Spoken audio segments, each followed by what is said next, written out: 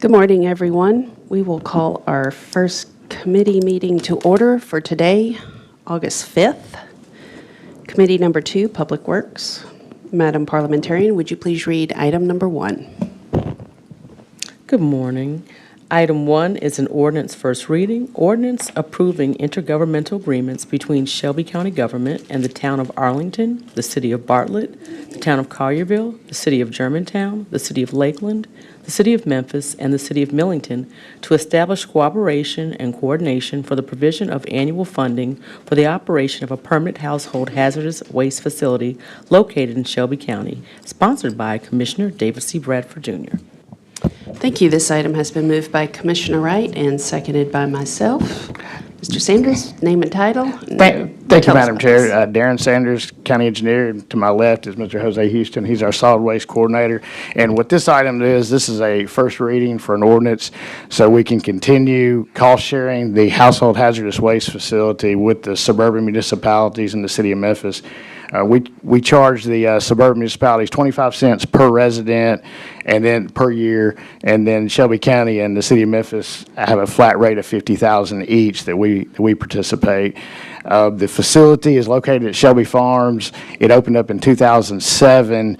We accept 3 days a week, so Tuesday, Thursdays, and Saturdays, and we accept motor fluids such as oils and antifreeze, home products such as cooking oils and propane tanks and herbicides, and it's free to the residents. So that's why we have this funding agreement, so we can provide the service for free for the people who come to the facility. And be happy to answer any questions. Thank you. Okay, I see no questions. Let's bring this item to a vote, please.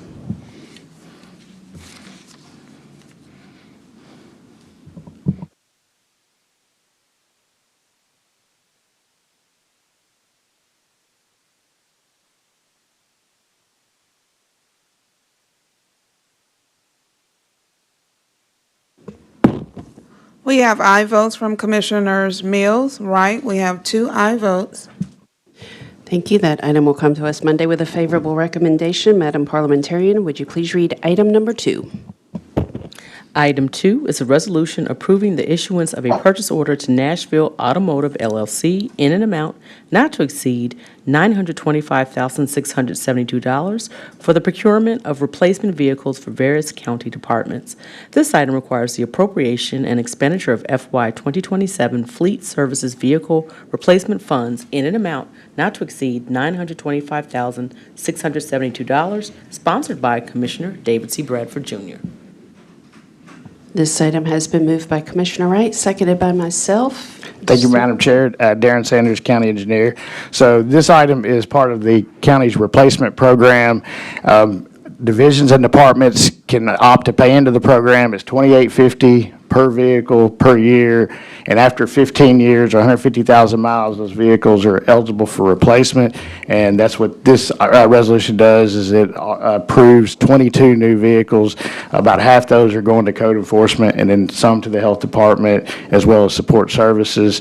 We do have 5 all-electric vehicles as part of this purchase. And just to kind of give a quick update on where the Green Fleet is, the Green Fleet ordinance had a goal of reaching 5% by the end of 2027 of converting our fleet to a greener fleet, and that's the mayor's administration.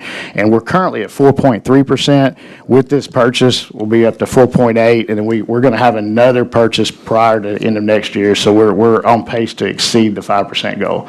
And we received 1 bid for this, which came from Nashville Automotive. We recommend approval. Thank you. Thank you. Seeing no commissioners in the queue, let's bring this item to a vote.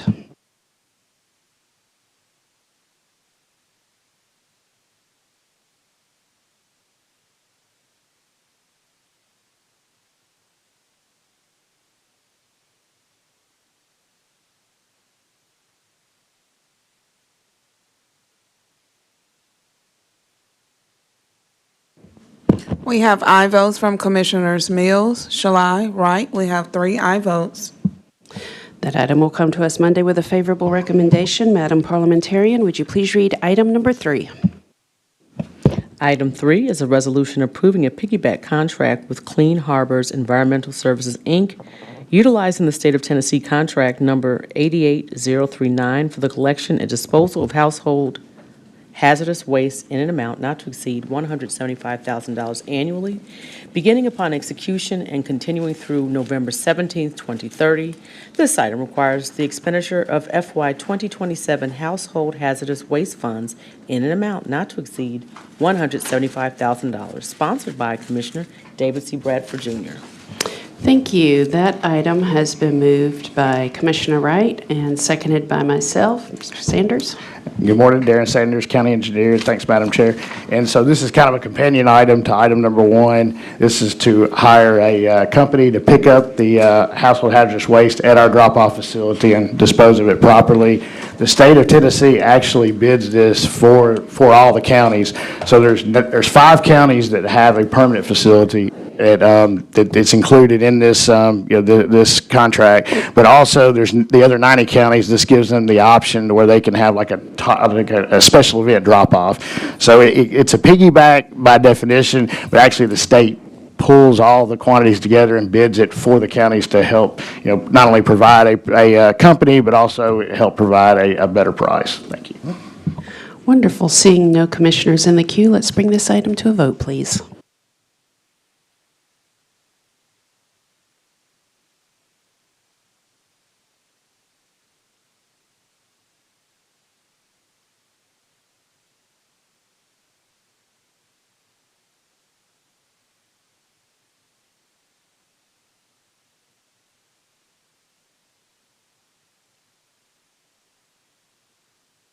We have aye votes from Commissioners Caswell, Mills, Shalai, Wright. We have 4 aye votes.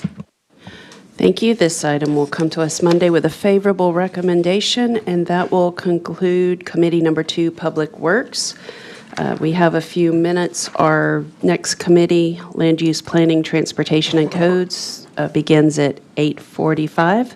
We will join you again then. Thank you.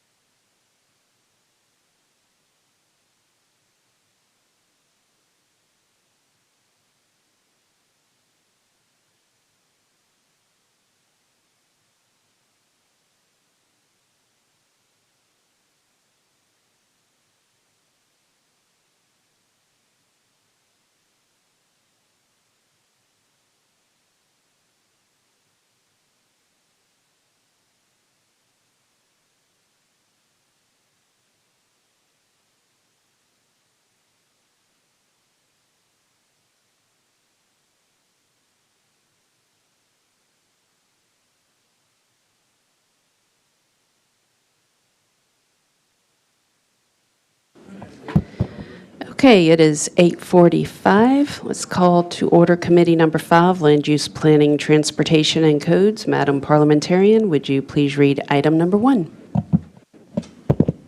Item 1 is an ordinance, second reading, joint ordinance to amend the Memphis and Shelby County Unified Development Code adopted by the City of Memphis on August 10th, 2010, and by Shelby County on August 9th, 2010, to establish a procedure for replacing the zoning map being ZTA 2026-002, sponsored by Commissioner David C. Bradford, Jr. Thank you. This item has been moved by Commissioner Wright and seconded by myself. If you all name and title, you have the floor. Good morning. Thank you. Brett Ragsdale with the Division of Planning and Development. This is an item that we presented 2 weeks ago at committee, and this is up for second reading. We're happy to give a presentation if you'd like or discuss. I think we all remember from the first time. We're good. No commissioners in the queue. Let's bring this item to a vote, please.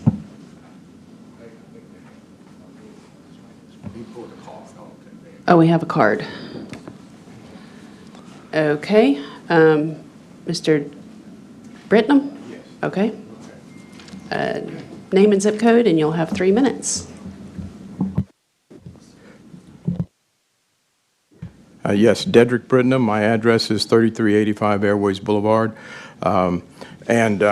We're here on this amendment. I'm here with Attorney Robert Spence, and we sent to you on Monday by electronic mail a proposed amendment to this particular amendment.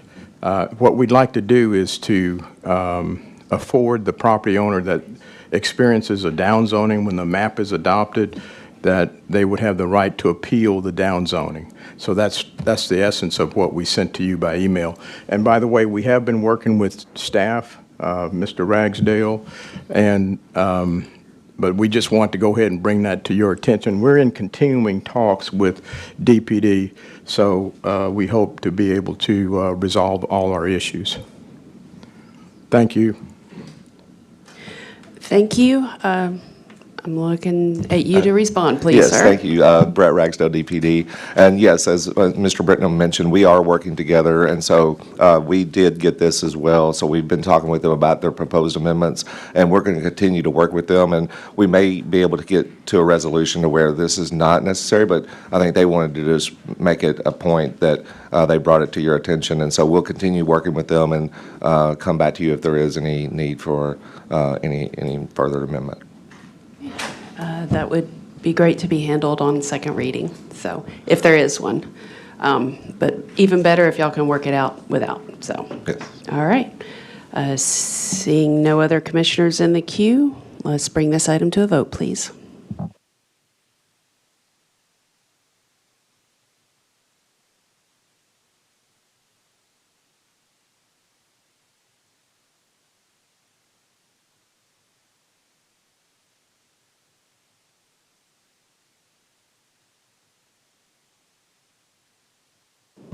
We have aye votes from Commissioners Mills, Shelby, Wright. We have 3 aye votes.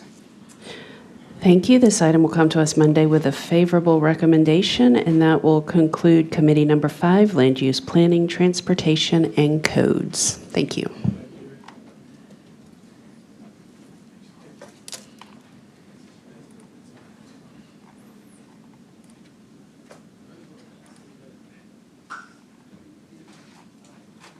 And our next committee will begin in 6 minutes. Facilities, Real Property, and Capital.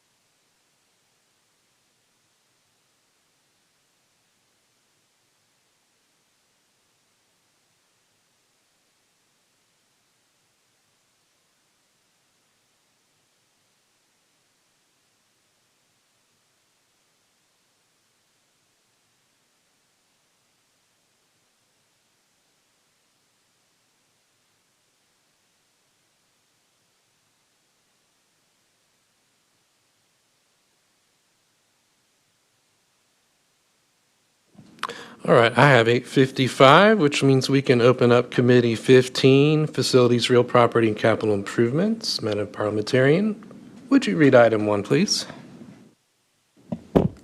Item 1 is a resolution approving a contract and the issuance of an emergency purchase order between Shelby County Government and Access DNSI, Inc., in an amount not to exceed $366,623.26 for the emergency completion of low voltage and information technology construction services required to support election readiness at the Shelby County Election Commission Operations Center located at 980 Nixon, Memphis, Tennessee, 38134.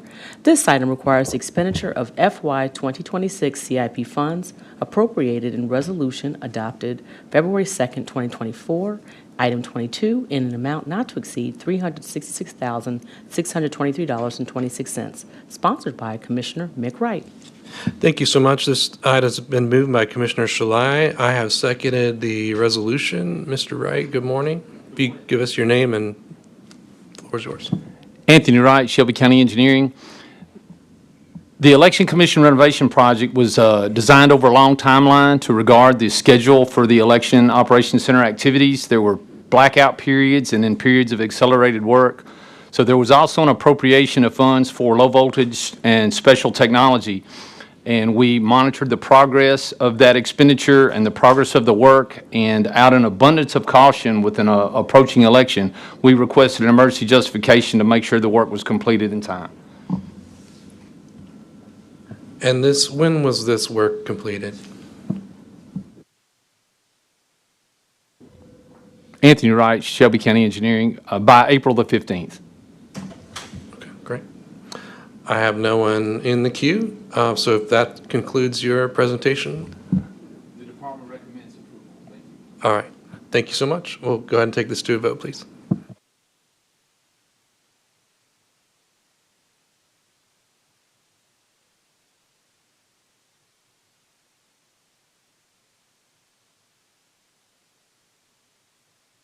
We have aye votes from Commissioner Shalai Wright. We have 2 aye votes. Thank you. That item moves down with a favorable recommendation, and that, I believe, concludes Committee 15. We'll be on pause for about 13 minutes until our next committee.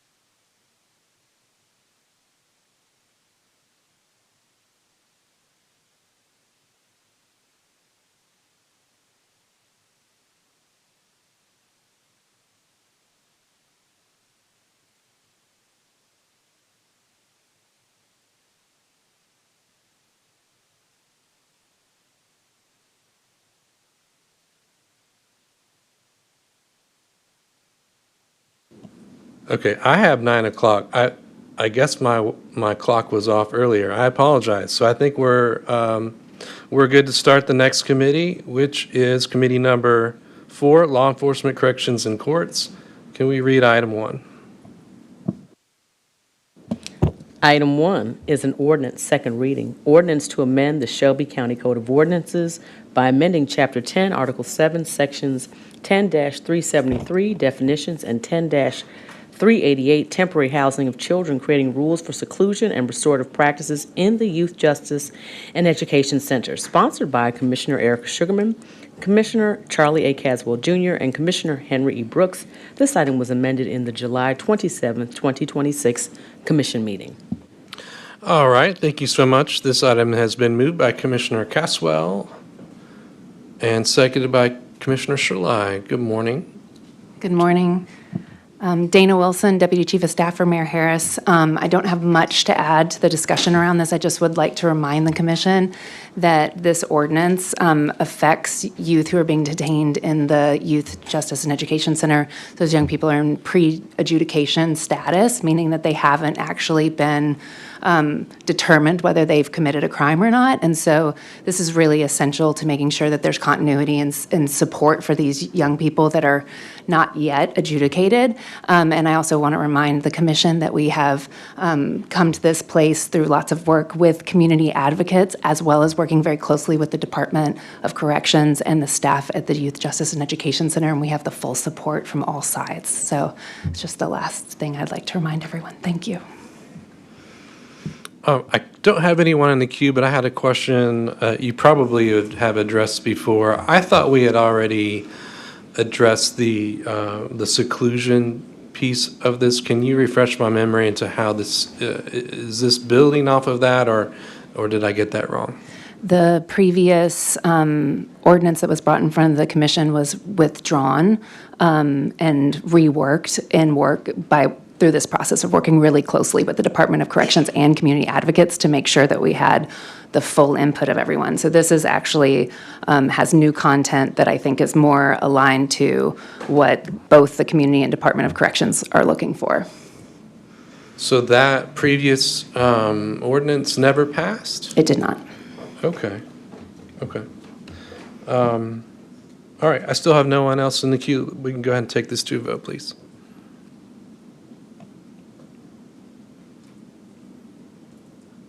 Commissioners, cast your votes. If everyone wishing to vote has done so, we can close the screen and report the tally.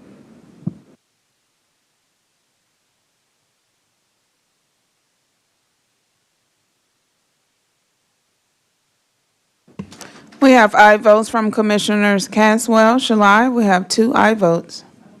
Thank you. That item will move down with a favorable recommendation.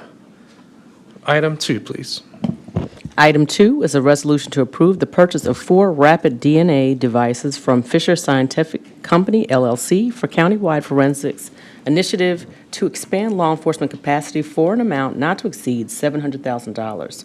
Available in account number 10010-200304-7001, sponsored by Commissioner McWright.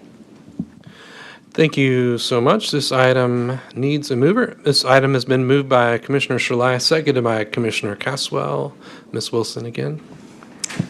Thank you, Dana Wilson, Deputy Chief of Staff for Mayor Harris. I just want to say good morning, and thank you to Commissioner Wright for your continued support for the administration's efforts to improve the capacity of law enforcement across the county to engage through our engagement with a consultant named David Jackson.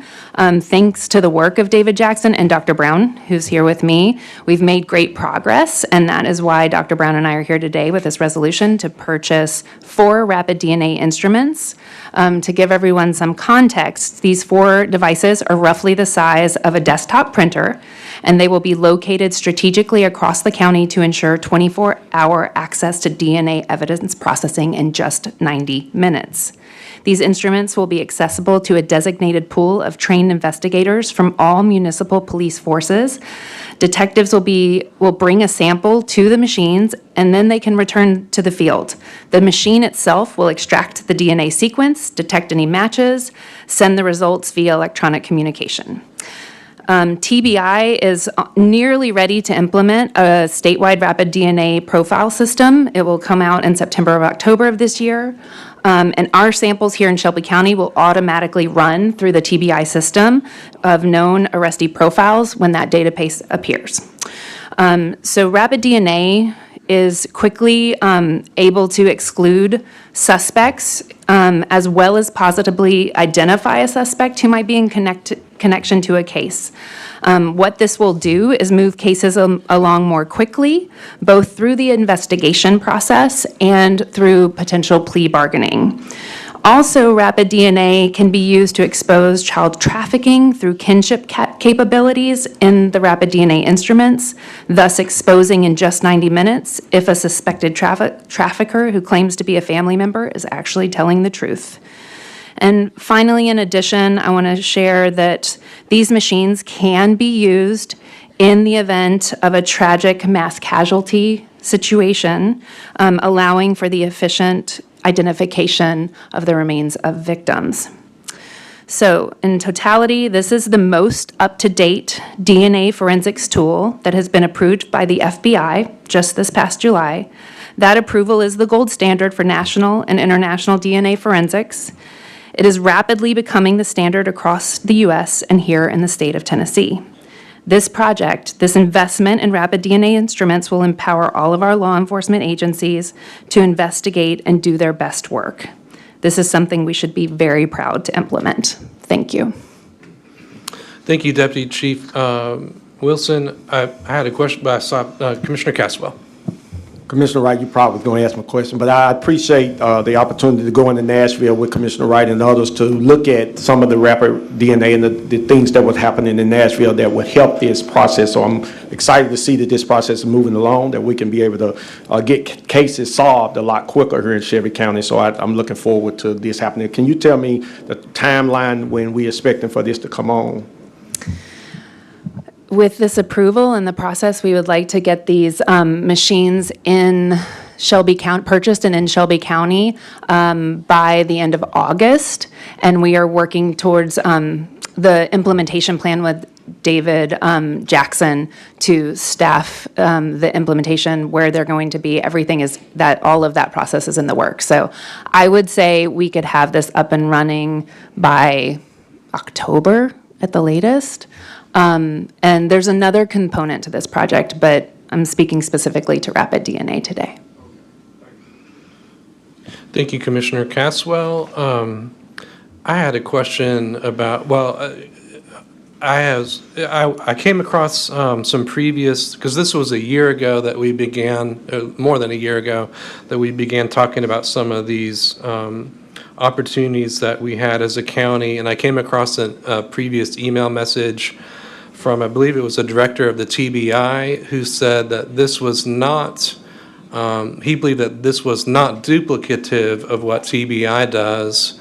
And so I meant to have that present, that email present to share with commissioners. But can you correct me if I'm wrong on that? Is that still the position of TBI, that this is a new and not duplicative service? Dana Wilson, Deputy Chief of Staff for Mayor Harris. Absolutely, this is about aiding investigations here on the ground. It doesn't duplicate the work that TBI does. It complements the work that TBI does. And we are developing this project in a deep partnership with TBI. In fact, as TBI is bringing on a statewide rapid DNA program that will allow anyone who is kind of in the fold in this rapid DNA initiative across the state through a software called DNA Connect. Our rapid DNA samples will be able to be processed through the TBI database system, and TBI has already agreed to make Shelby County one of the included partners in that. So we are being essentially given the DNA Connect license and connection as a part of that project, which is the project that I mentioned is coming online through TBI. So we are moving quickly to purchase these devices and get our situation set up so that when they come online, we move together. So this is absolutely complementary. Thank you. And I guess the second part of my question would be, and you've already mentioned that Mr. Jackson, that's involved in, I know you have as well, Dr. Brown, have been involved in planning for how this is part of a I guess, local strategy to augment and supplement what TBI provides to us. Can you state can you go any further on where we are with that plan? Is that plan still being drafted, or where does that stand? Dana Wilson, Deputy Chief of Staff for Mayor Harris. We are working on that plan right now. It's moving very quickly, and the pieces are falling into place. I think we are just ended the 90-day mark, and we have extended the contract with David Jackson, which was a part of the plan, to ensure that we are including all of the law enforcement agencies, and that plan should be completed within I would say, the next 60 to 90 days. All right, I'll be watching. Thank you so much. If no one else is wishing to be recognized, let's go ahead and take this to a vote, please.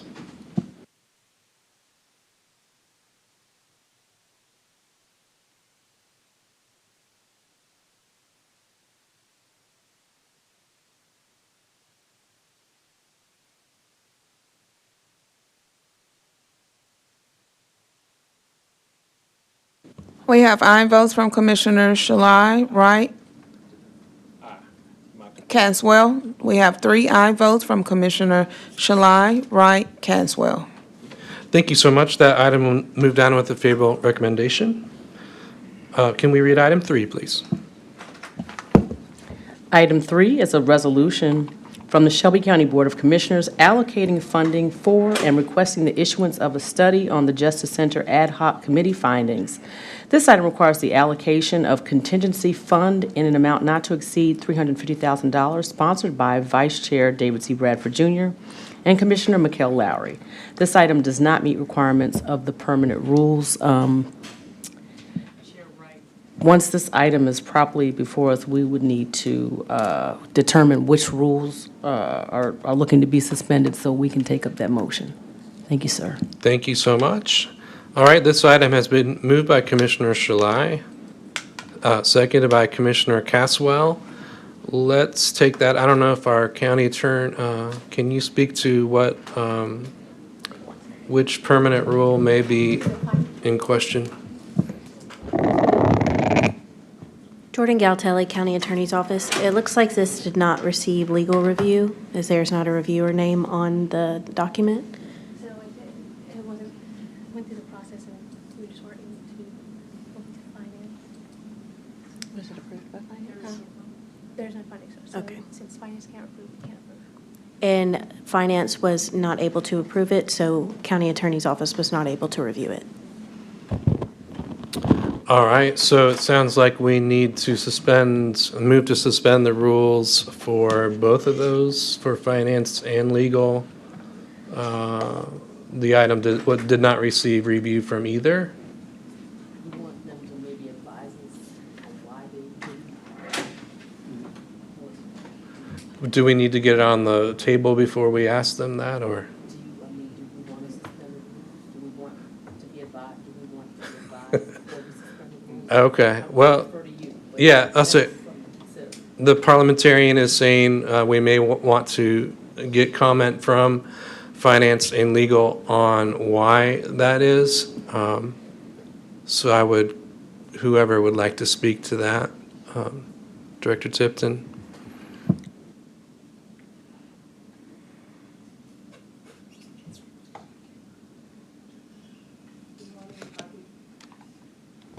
Good morning, Audrey Tipton, Director of Administration and Finance. This resolution was not approved by Finance because of the funding source. It is for contingency funds in the amount not to exceed $350,000, and we could not approve that. All right, Commissioner, well, can I go to Commissioner Caswell, or? Then you can go ahead and take the motion to suspend the rules. And I would say, knowing that this comes from commission contingency funds, and under the circumstances we're all aware of, this is now before us to take up $350,000 from the commission contingency fund, and so a motion to suspend the rules so that you all can consider this item require 2/3 vote of those present and voting. All right, so I will entertain at this time a motion to suspend the rule. There's a motion by Commissioner Shelby, seconded by Commissioner Caswell. Can we do that without objection? All right, I hear no objection, so hearing none, so moved. So this is now properly before us. I recognize Commissioner Caswell. Thank you, Chair. And I guess Director Tipton, I guess I was going to ask her about it, because is this coming from, to you, Chair, from the commission contingency fund, right?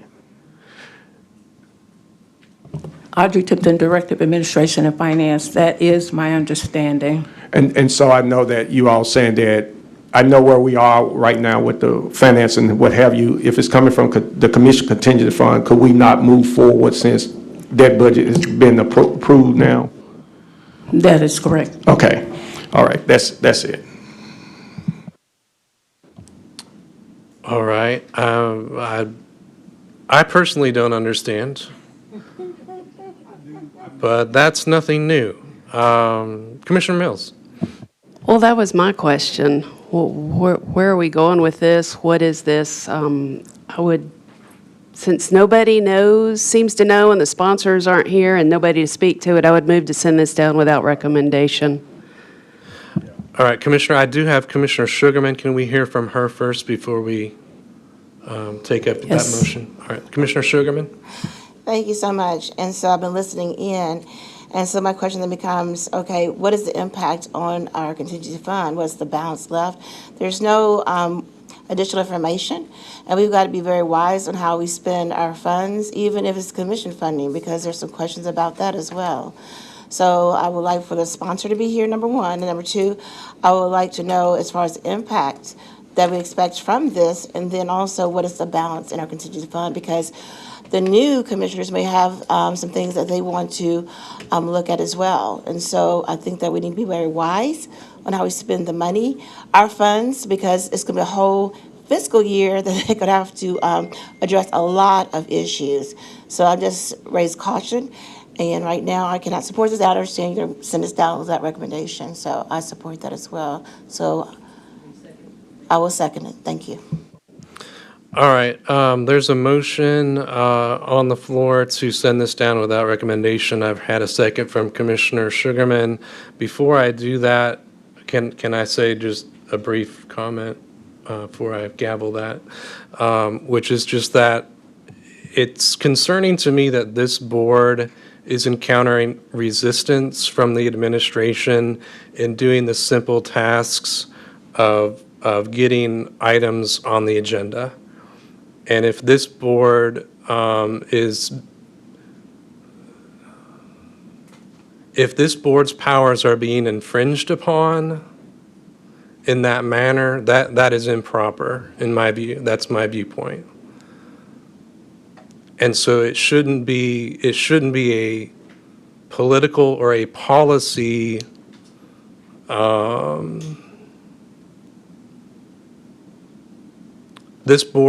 what this board does shouldn't be stopped by politics and by policy disagreements with appointed staff.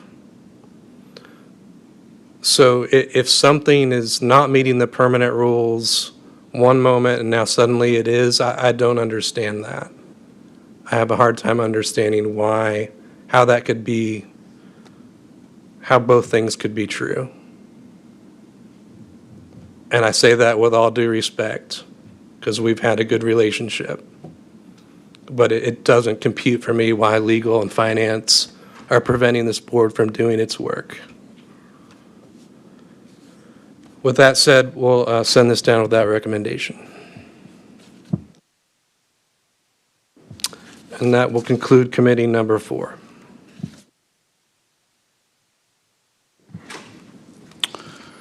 All right, we'll call to order committee.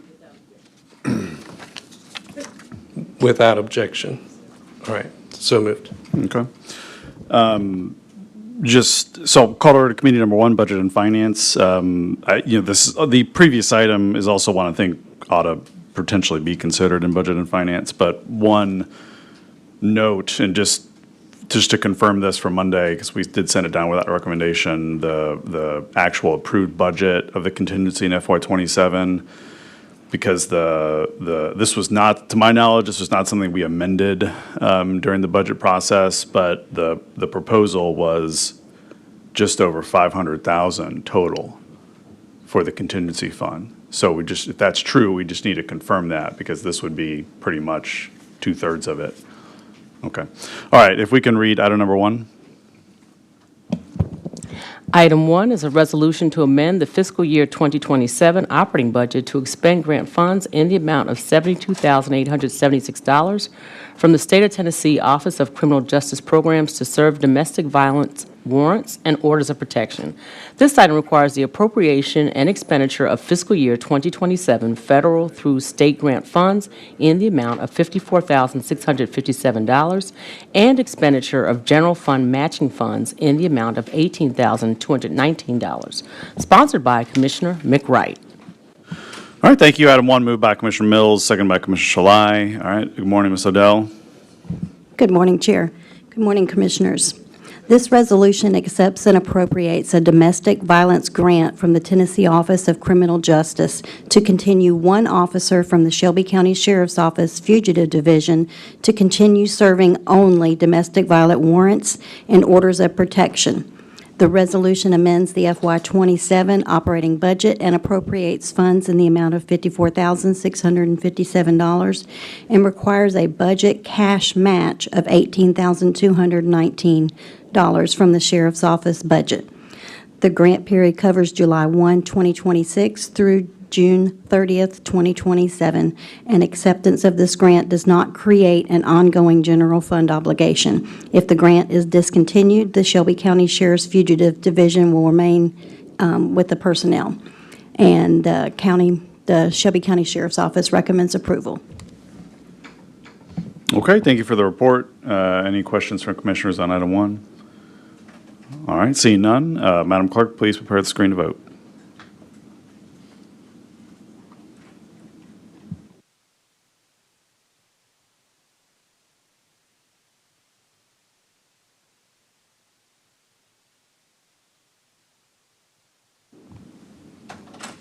Okay, we can close the screen and record the vote.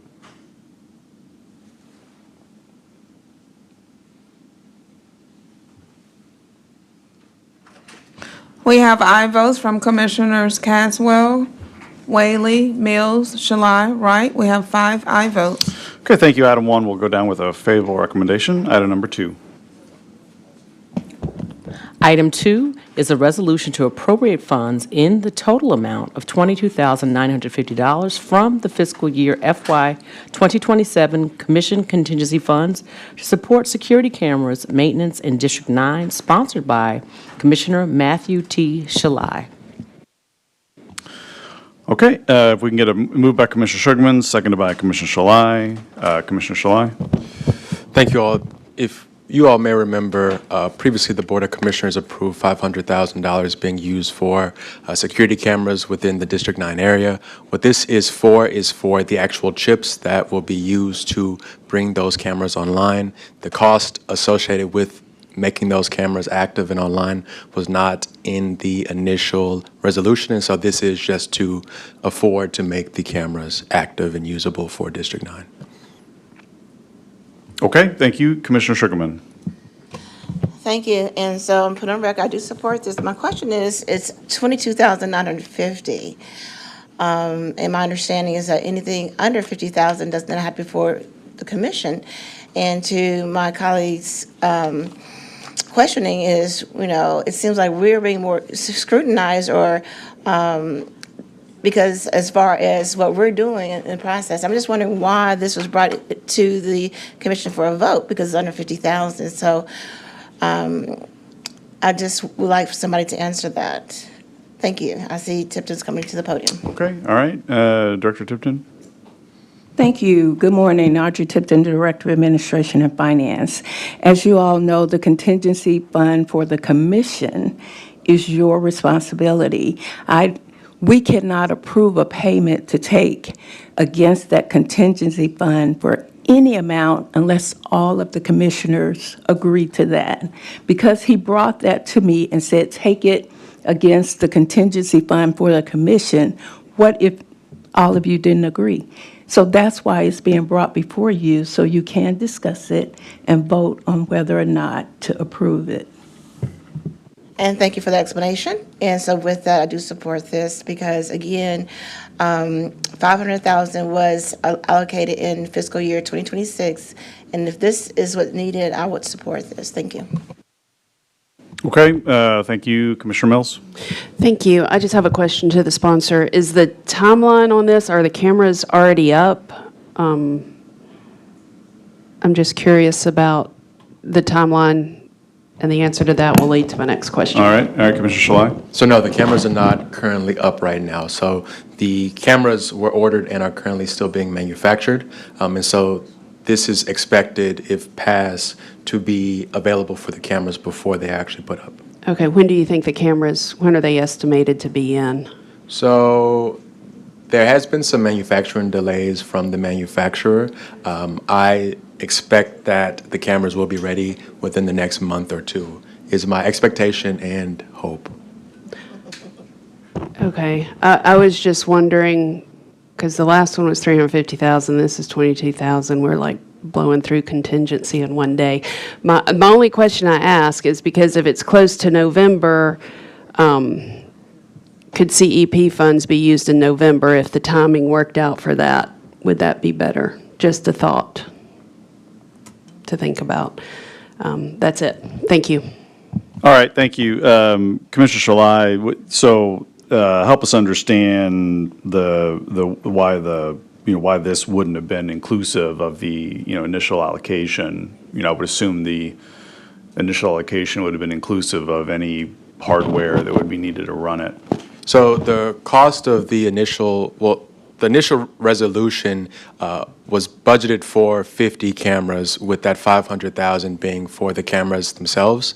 The cost breakdown based on the cost per camera and the amount allocated of 500,000 only covered the manufacturing and the installation of the cameras, nothing related to the actual chips being used yearly to be able to afford to bring them online. Okay. So I would make a motion to send this down without recommendation, just because this is a use of the contingency fund, and I don't think we've gotten clarity yet on what I'm seeing is the amount's just over 500,000.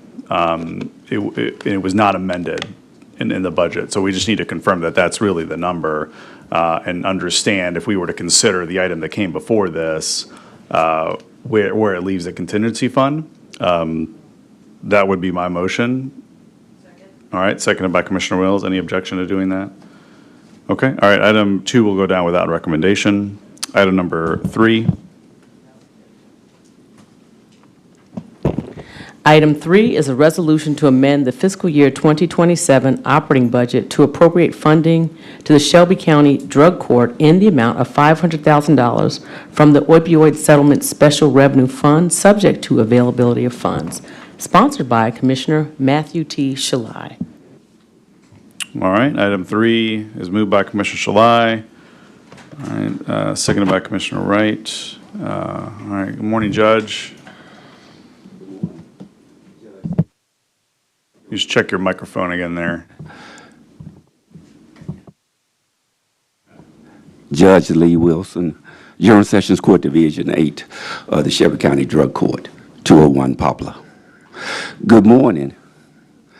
I'm here this morning, of course, asking for funding for our drug court program.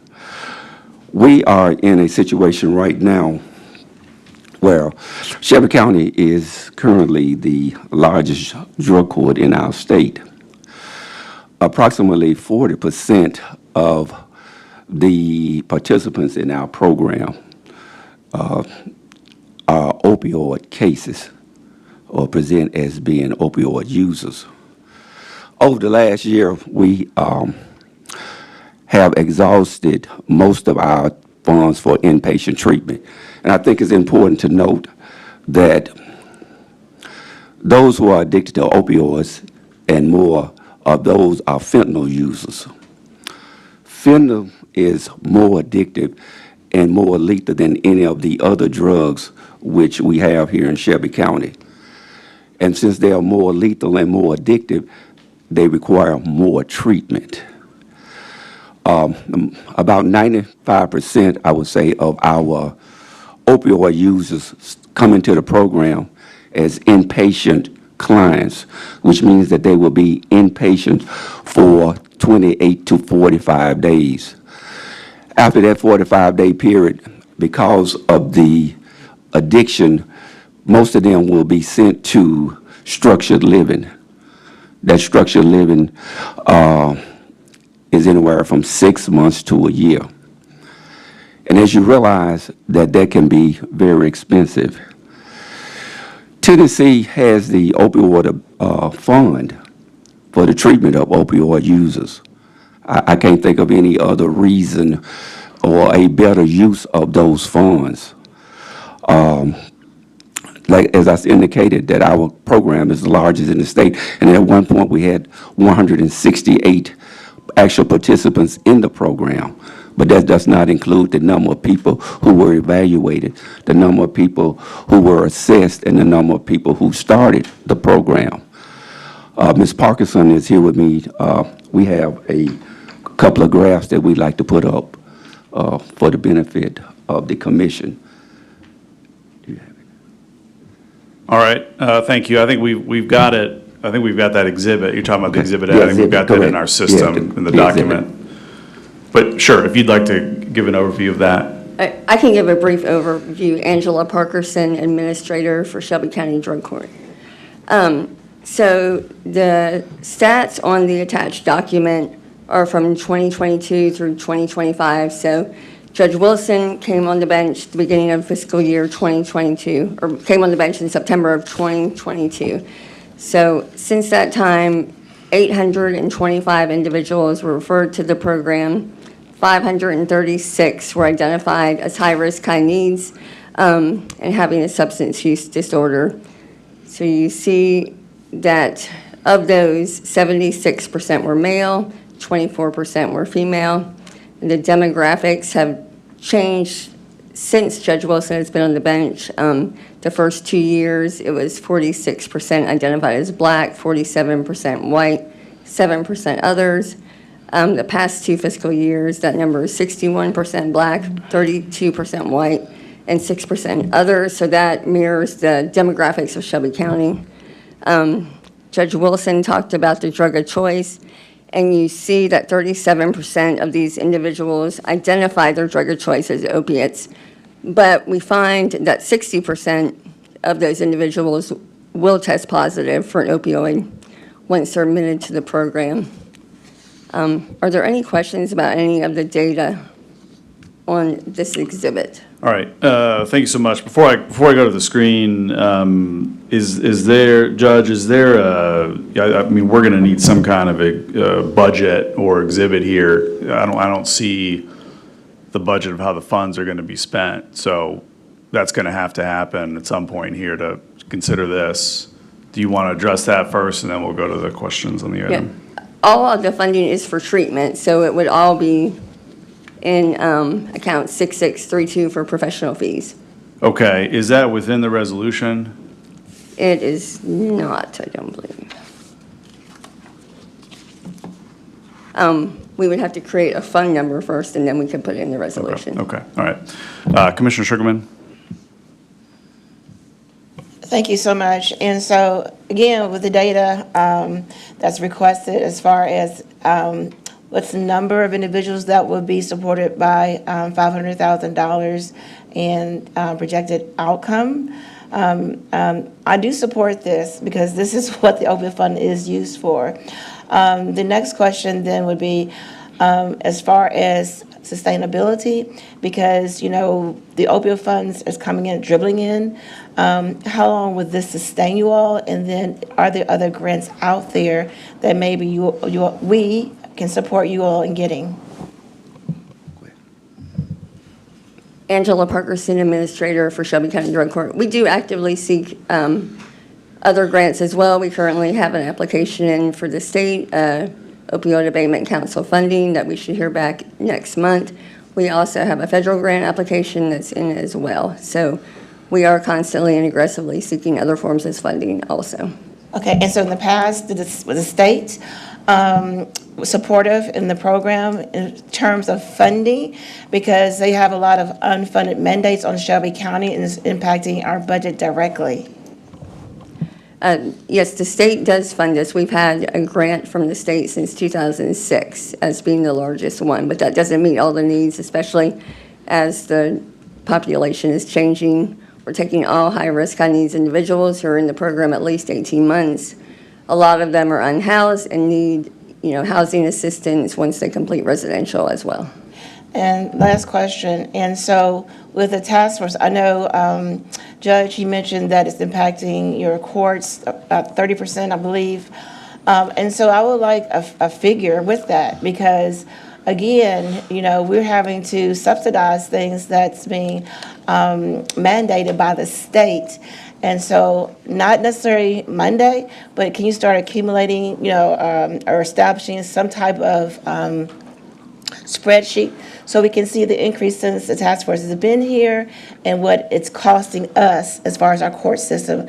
And you know me, I will put out a resolution asking all divisions to do the same thing, because we have to be reimbursed because our funding, as everybody knows, is dwindling to the point that it's really impacting our ability to support the programming, the divisions like we're supposed to, and our obligations are foremost, like the courts. So again, I do support this, but I do want you to think about, how you can go back and give us like a dollar figure, the impact of the task force, and not Monday, but just think about it and we can get together offline. Okay. Thank you so much.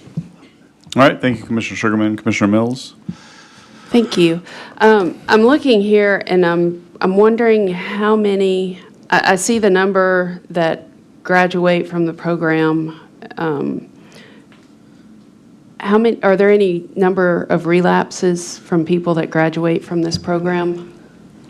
The statistics that we have on graduates are recidivism rates, and only 25% of those who, it's 24, I believe, 0.65. It's under 25% will be arrested or have been arrested and convicted of a new charge. After graduating? Correct. My next question, did y'all try to get this in the budget and it was denied, or this is just y'all thought to bring this after the budget? Well, do you want to go? Well, let me just say, we had talked to the administration about it, but we were not able to get it into the budget, so we came directly to the commission about it. Okay, so the mayor said no, so now you're coming to us after the budget? Well, the mayor didn't say no. What happened is we were thinking that the administration would have a committee formed to suggest that the way that the opioid funds would be distributed. That was what the state of Tennessee had indicated, that the jurisdictions usually form committees, drug court being one of the participants in this committee. And we had talked to the administration about the committee, but it was never formed. So it was not included at this point. Okay, that takes me in several directions, because I do remember having someone here talking about the opioid funds, and that was one of their recommendations that most, and that's my other concern. I feel like it's just, we're doing things first come, first serve, and we're not really, we don't have a plan on anything. Okay, those were my two questions. Thank you. All right, thank you all. So, again, it's budget committee, so we like budgets. So really want to come back to the fact that, one, we need not just a budget, but a really detailed budget of how this fits in and what the sustainability plan is. And then we also need to see the opioid fund budget, because this is something that we amended over the course of the budget process, and that's still a moving target. So I'd like to have, before we close this item out, Director Tipton, if you can give us an overview where the opioid budget is, and if this is approved, where that takes the projected balance. Thank you, Audrey Tipton, Director of Administration and Finance. I did want to bring to memory when we first got the opioid funds, the administration was told they did not control those funds, that the commission would be the ones to allocate all funds coming through opioid. So that is why we did not budget anything in the opioid fund. And secondly, I did send everyone on July 15th the FY27 budget for the opioid funds. And I preface that by saying that these funds do come in sporadically, and that the funds that we get from the state abatement are an estimate. I don't know exactly how much it's going to be, so I put in the estimate that they gave me for FY27. And based on the funding that we had left over from FY26, it was a sufficient amount to cover the $500,000 that this resolution is requesting. So that's why we did approve and move this forward for your approval. Okay, now, this combined with the amounts that were approved in the fiscal year 27 budget, you're saying they are available to spend without any kind of cash management? Audrey Tipton, Director of Administration and Finance. You kind of threw me a bit when you said with any kind of cash management. Well, so cash flow. So, obviously we have the bigger cash flow challenge around tax collections. This one's another type of cash flow challenge of how the opioid settlement funds would come in. It's hard to predict. So what we need to understand is if we're approving all these items with the amount that we expect to come in, is it true or untrue that they are already in the bank such that they could be expended without having to wait on a receivable sometime later in the year? Audrey Tipton, Director of Administration and Finance. The opioid fund is a special revenue fund, yes, and you must manage that cash. And because the amount for FY27 is an estimate, if we get to the end of the year, based on the budget, we have not exceeded what we have available to us right now. So right now, the budget for 27 includes the items that were approved, which were Heal the Hood, Hospitality Hub, and the CEP grants, and also the carry forwards from last year. So currently, we have enough cash to cover most of this. So it's not in jeopardy. I'll say that the estimate that's going to come in, it's not going to be much lower than this number. Okay. Did you include the mental health court? That item was also added in. Yes. Okay. So the mental health court for Judge Sugarman. No, Judge Renfro. Judge Renfro. The funding source is swapped during the budget. Okay. Maybe it's in Judge Sugarman's section. Okay. Well, let's just. That was the 400,000? Yeah, 400, yep. Yes, Yeah, yes. we I just think need- we could just have it on the same line. Yeah, it Okay. needs to go there. Okay, yep. All right, so, we could take this to a vote. I just, for me, I want to see a budget still, Judge Wilson, so we can make sure that we have that to amend on Monday. That would be helpful. Okay. All right, Madam Clerk, please prepare the screen to vote.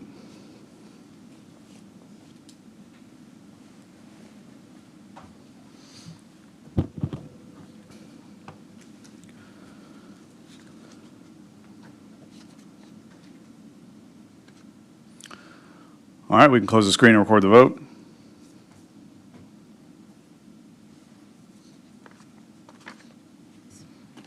We have aye votes from Commissioners Sugarman, Mills, Shalai, Wright. We have 4 aye votes.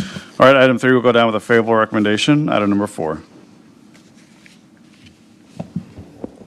Item 4 is a resolution approving the contract to audit the fiscal year 2026 financial statements of Shelby County Government by Cherry Baker LLP and Banks Finley and White Company. This item requires expenditure of FY 2027 general fund operating budget in an amount not to exceed $898,000, sponsored by Commissioner Michael Whaley. All right, thank you. If we get a mover and second, moved by Commissioner July, seconded by Commissioner Wright. All right, Deputy Director Schonbaum.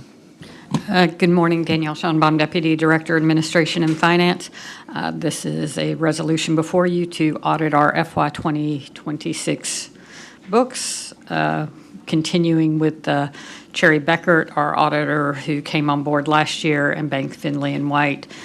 You will note that Watkins Uberall is no longer part of the team. We recommend approval. Okay. Commissioners, any questions on item 4? All right, seeing none, we can prepare the screen to vote on item number 4.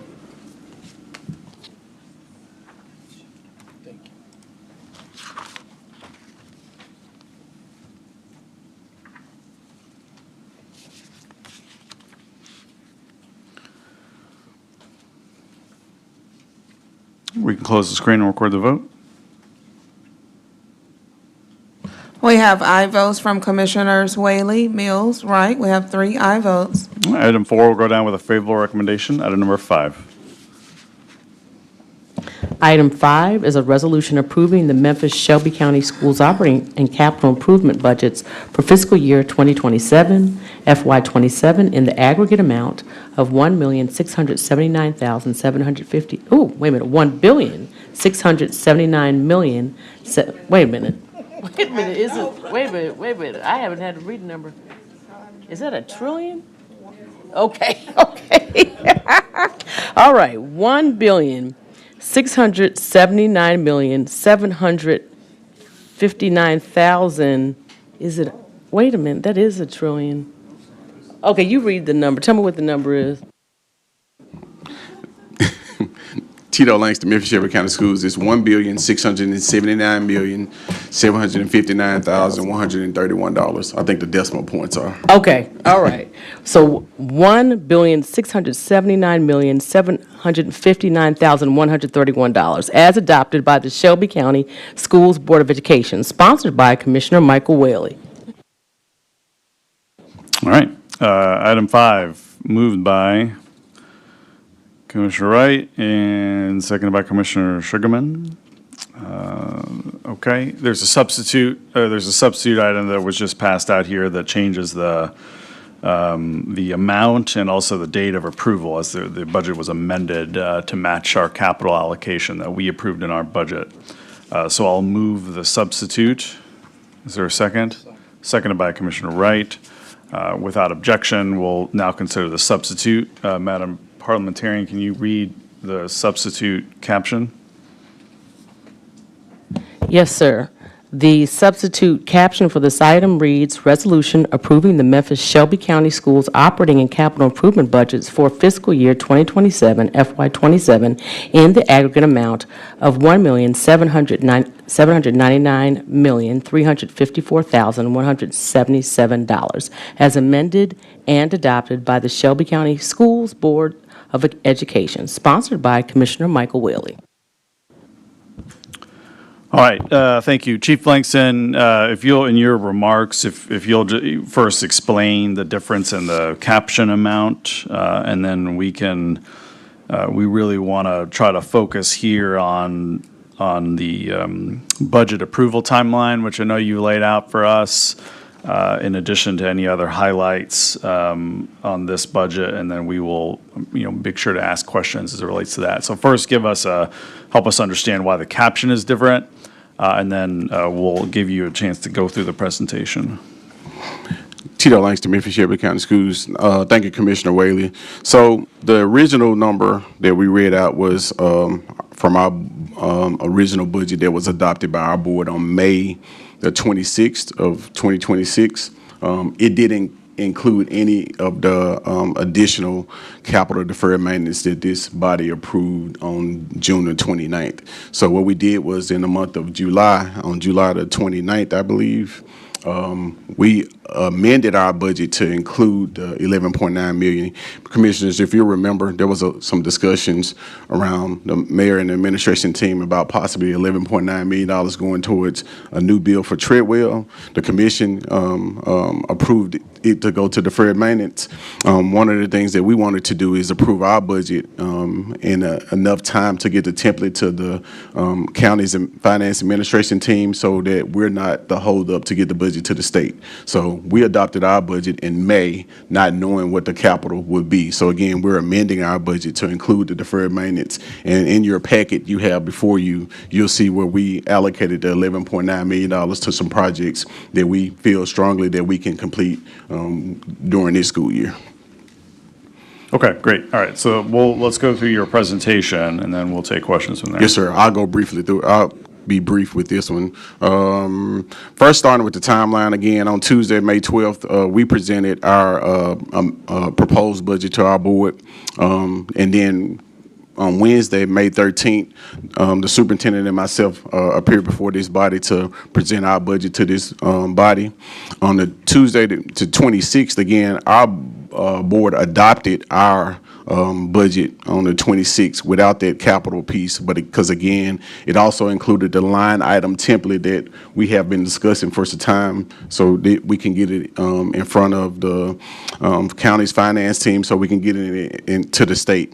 Then on the 27th, we did send our adopted budget over to the county's finance team to be included in the county's budget. Then on June the 4th, we followed up with the finance team. On June 29th, as I mentioned, you guys adopted your budget. Then we knew at that time what would be the capital aspect of it.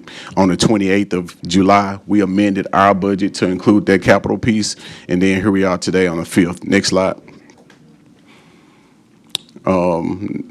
So this is quickly the quick changes of how we amended our budget. One piece of it was the $11.9 million for capital, but we also did some fund balance assignments on our side to be able to amend our budget. So that's why you see it going from $1,679,759,131 to $1,799,354,177. Some again may look at that and see it's more than $11.9 million, but I'll quickly go through and tell you why it's more than just 11.9. Next slide. So again, this is just an amended budget. We amended the general fund to include $104 million worth of fund balance assignments. I have the details in the back in a minute that I'll show you, but our fund balance assignments that we did basically is one-time things, particularly around additional capital projects that we need to do to keep the schools going. And then we also had $11.8 million of a summer learning grant that we amended our budget for. So again, that's why you're seeing a large increase in our budget from what we adopted to what we amended. Next slide. This next slide is just all funds, again, to show you all of our major funds. Again, you'll see the main one is in the capital improvement fund. The $96 million is what's left of the new Fraser Tresvant Community School, the new East Region High School, as well as the $11.9 million for deferred maintenance. Next slide. And then this is the detailed next slide of the fund balance assignment that we did. Our board has a policy that we have to stay between 8 and 15% of our expenditures. Next slide. And this is a breakdown of what we did for our fund balance assignment. So again, we did a textbook adoption for over $20 million. We closed some schools and brought 2 new schools online. That took us about $4 million of things that we needed. In addition to what you guys gave us, we've done over $33 million in other facility investments. We carried forward some purchase orders. We set aside some funds for student devices, set aside some money for judgments. We have a wrap-back services for fingerprinting for 5-year employees. We're doing an athletic investment, and then proximity learning is virtual schooling. So this $104 million we're adding to our budget from our fund balance assignments to balance it for one-time things. And then after all of that is done, we're still sitting at 21% for our fund balance, which is over the 15% that's required. Next slide is the capital project. So again, commissioners, you have this slide, and you'll see this slide makes up a couple things. That $33 million that I quoted is a carry forward from last year of about $10 million, and these $23 million is new projects that we're doing out of our fund balance. And again, you'll see that 11.8, almost $11.9 million of funding that we'll use from capital funding of projects that we strongly feel like we can finish throughout this year, so we're not holding up any bond funds. I believe that's my last slide, and I'll take any questions now based on it. All right, thank you, Chief Langston. Can you, and commissioners, feel free to jump in the queue here. Can you help us understand the breakdown of the $96 million that's allocated to capital from the county, like maybe an aging summary of the years of these funds? Yes, sir. So the majority of it starts in '24, but the majority of it is just carryover funds. Remember, we still have New East Region High School that we hadn't started on, so we still have the lion's share of those funds. We have the new Fraser Community School that we're finishing, and then again, the $11.9 million that you allocated for deferred maintenance, that makes up the $96 million. So as the only money that we have outstanding this with the county is 2024, but that is your New East Region and your Fraser Community Schools, any funds related to it. Okay, can you just make sure we all have the exact breakdown of those capital Yes, funds sir. by year and the allocated projects? Yes, sir. Okay, Can do. all right, Commissioner Wright? Thank you, Mr. Chair. Thank you, Mr. Langston, for being with us. This budget timeline is helpful. That was some of the questions that I had. I appreciate the chair queuing those questions up. I think in particular because this is the latest that this board has ever entertained the school budget in my term of office. And so I've been trying to figure out where we are with the budget, and people have been asking me where things stand with the budget. So I did hear your comments in the Board of Education meeting saying that you had sent the budget to the Board of Commissioners on May 27th. This timeline says that you sent it to the Finance Department. Can you clarify that, who exactly you sent the budget to in May? Tito Langston, Memphis Shelby County Schools. Again, I think what I said in the board meeting is what the timeline says. Again, on the next day after our board adopted our budget, I did email to the county's finance team as well as Mr. Perry the adopted budget that included the line item template that our board approved on May 27th. That's kind of how we do it because as a school district, we can't make a resolution to this body, so we did send it over to the county's team to be able to do so. Okay, I appreciate that.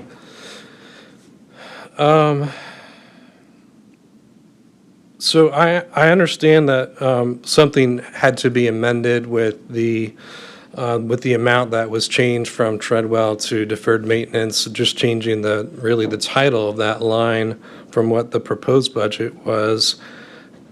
Can you help me understand why this is just now coming to this board, though, or is there anything more that you would share with that? Tito Langston, Memphis Shelby County Schools. No more that I can share, other than again, it was my whole entire goal was to ensure that, and again, the reason why I actually had asked our board to adopt our budget earlier because again, the last few years we've been hearing schools may be the hold up for getting the line item template to the state. So I wanted to ensure enough time. Again, what I'm also telling you is that at that time, because this body didn't adopt your budget until the 29th of June, I didn't know where you would land for capital. But a budget is just an estimate. That's why we amended. So wherever you landed for capital, we would always come back and amend our budget for it. But it wouldn't hold us up from a timeline of getting the budget to the state in a timely manner. So on my end, I feel like we did everything like we normally do, and even took it a step further to ensure that we can get in front of the state to satisfy all compliance. All right. Thank you, Commissioner Wright. Commissioner Sugarman? Thank you so much. I have a series of questions, of course. Being a teacher of 18 years in the classroom, And so what was the date that you sent the budget to Chief Perry? Because I looked at my emails, I have not received it. Number two, we would like a line item budget with details. If you sent that, that's fine. If not, please send it directly to the commissioners. I don't know about colleagues, but I have not received it. The other thing I have a question about in particular, I'm hearing a lot, people want to know, as far as the oversight board is concerned, who is actually paying for it? Is that in your budget? Because I can't see in the details. Because that should be paid by the state, not the school board or taxpayers in Shelby County anyway. And then the other thing, as far as your summer program, I understand that you said there was an increase in expenditures, and I was wondering if that was impacted because of the governor deciding not to fund SNAP, and I thank you all for stepping up and feeding our children during the summer. So thank you for that. Tito Langston, Memphis Shelby County Schools. Thank you for your questions, Commissioner Sugarman. I'll try to take them in order. First, on the 27th, we sent an email to Director Tipton, Ms. Steele, and Mr. Perry with the line item detailed budget that we approved in the state's template that they requested. You asked about, I should have wrote this down, so I apologize. Yes, and I asked you to send the detailed budget to all the commissioners because we want to see, I'm hearing that people want to see whether or not we're actually funding the oversight board, or is that coming from the state? Tito Langston, Memphis Shelby County Schools, no. So as of right now, and our budget doesn't include us paying an oversight board. So at the time we adopted our budget, there wasn't any approval of the oversight board. So if something changes, we would amend our budget. But currently, right now, what you have before you today doesn't have anything paying the oversight board from the school's budget. The last piece you asked about the summer program, what you see here is the summer learning grant that we got from the state of $11 million. It's kind of a multi-year thing. We usually run that program in June. But we allocated, but some of it may spill over to July. So what you see is that we allocated it last year, but we're allocating it this year because some expenditures may cross over. And if there's any funding that goes outside of that, we'll amend the budget again. So this, the $11.8 million that you see is what we received from the state to do our summer learning grant. And so the last question is a follow-up is, have you been impacted by any unfunded mandates by the state? Tito Langston, Memphis Shelby County Schools. We get quite a bit of unfunded mandates. I'd have to send you a list of things that we have. So the state often send a lot of mandates that they don't fund. So it's quite a list, but I'm happy to share it with the commission. Thank you. I'll get back in the queue. All right, thank you. Commissioner Caswell? Thank you, Chair. Yeah, and I like to see that list as well. My first question was to the East School. I know that we had the situation with the the city about property. Have we identified that yet? The new location, or is that still being considered? Tito Langston, Memphis Shelby County Schools. It's still being considered by law. We have till 2032 for our students in Germantown, high, middle, and elementary to be out of those school buildings. So between now and then, what we have a resolution by this body says that we have to provide an equal or a better opportunity for those students. Currently, right now, we haven't identified a new space, but we continue to try to look for for that space each and every day. I appreciate you bringing that to light because I thought it was 2029 we had to be done, but you're saying it's 2032.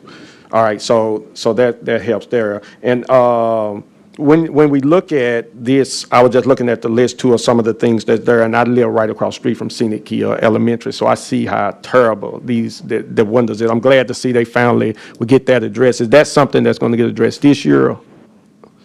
Tito Langston, Memphis Shelby County Schools, yes, sir, this year. Okay, all right. Well, thank you, Chair. All right, thank you. Commissioner Mills? Thank you. Thank you for being with us today. My question, does this budget incorporate any recommendations or concerns identified through the audit that the comptroller did, or was the timing unavailable, or were the results unavailable when you worked this budget? Tito Langston, Memphis Shelby County Schools. At the time, well, if you remember, this budget was adopted. We didn't get the final report until July the 5th, I believe. So at that time, we didn't have the full information. But what we do have currently now is a corrective action plan, and we will amend this budget to include anything that's a part of that corrective action plan and bring it back before this body. Okay, thank you. All right, thank you. Commissioner Sugarman? Okay, thank you again for your support of our kids and our teachers, the things that you all have done as far as retention of teachers, et cetera.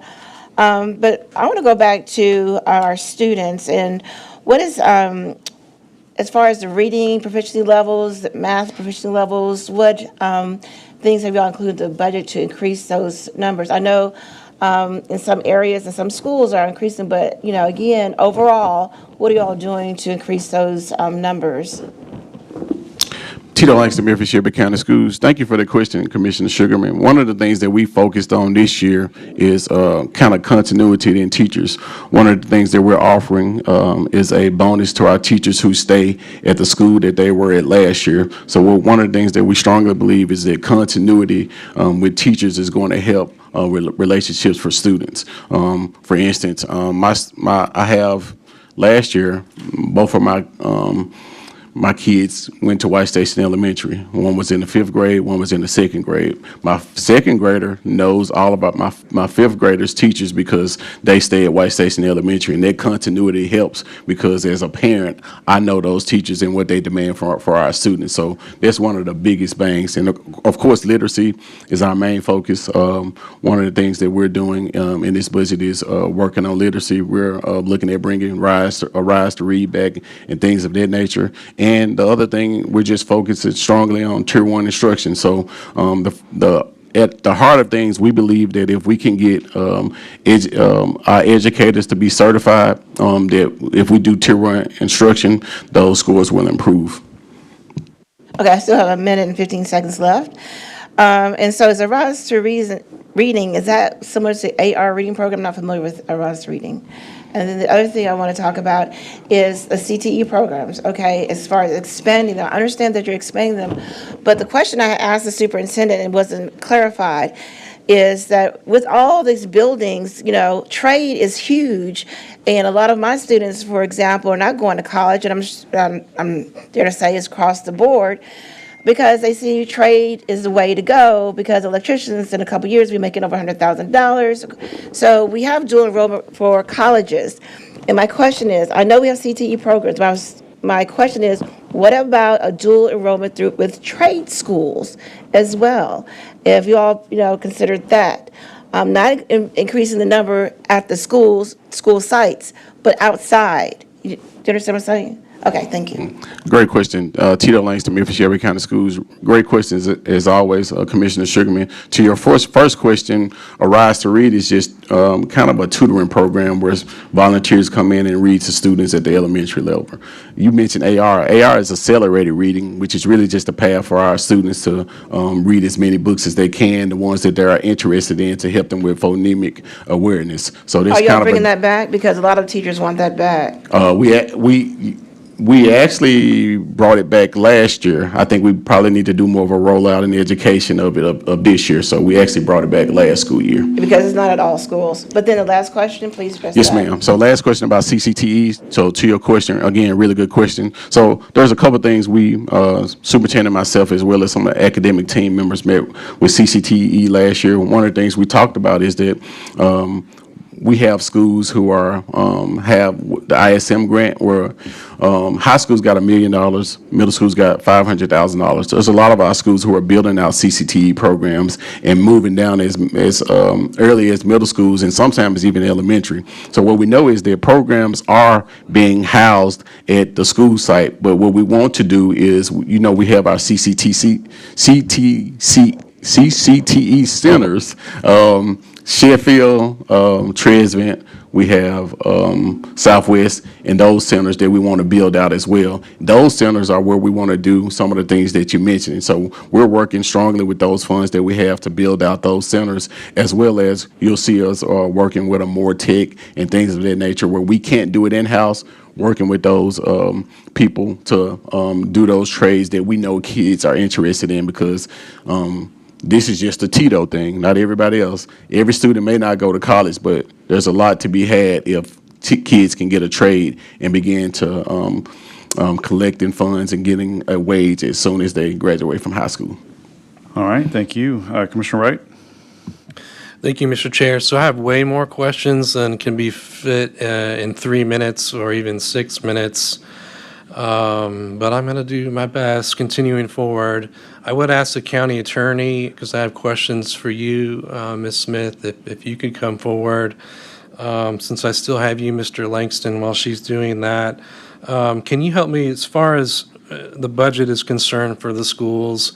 If the school board or the board chair in particular wanted to pull funding in order to engage an outside PR firm to write scripts for the board or to create videos for the board, where would they pull that funding from? What line would they pull that from? Tito Langston, Memphis Shelby County Schools. Our school board has a department that they operate out of, so they have their own budget in our school board department. But if they wanted to engage an outside PR firm, where would they pull that funding? They will pull it from their departmental budget that they have as a school board. From the school board's own budget?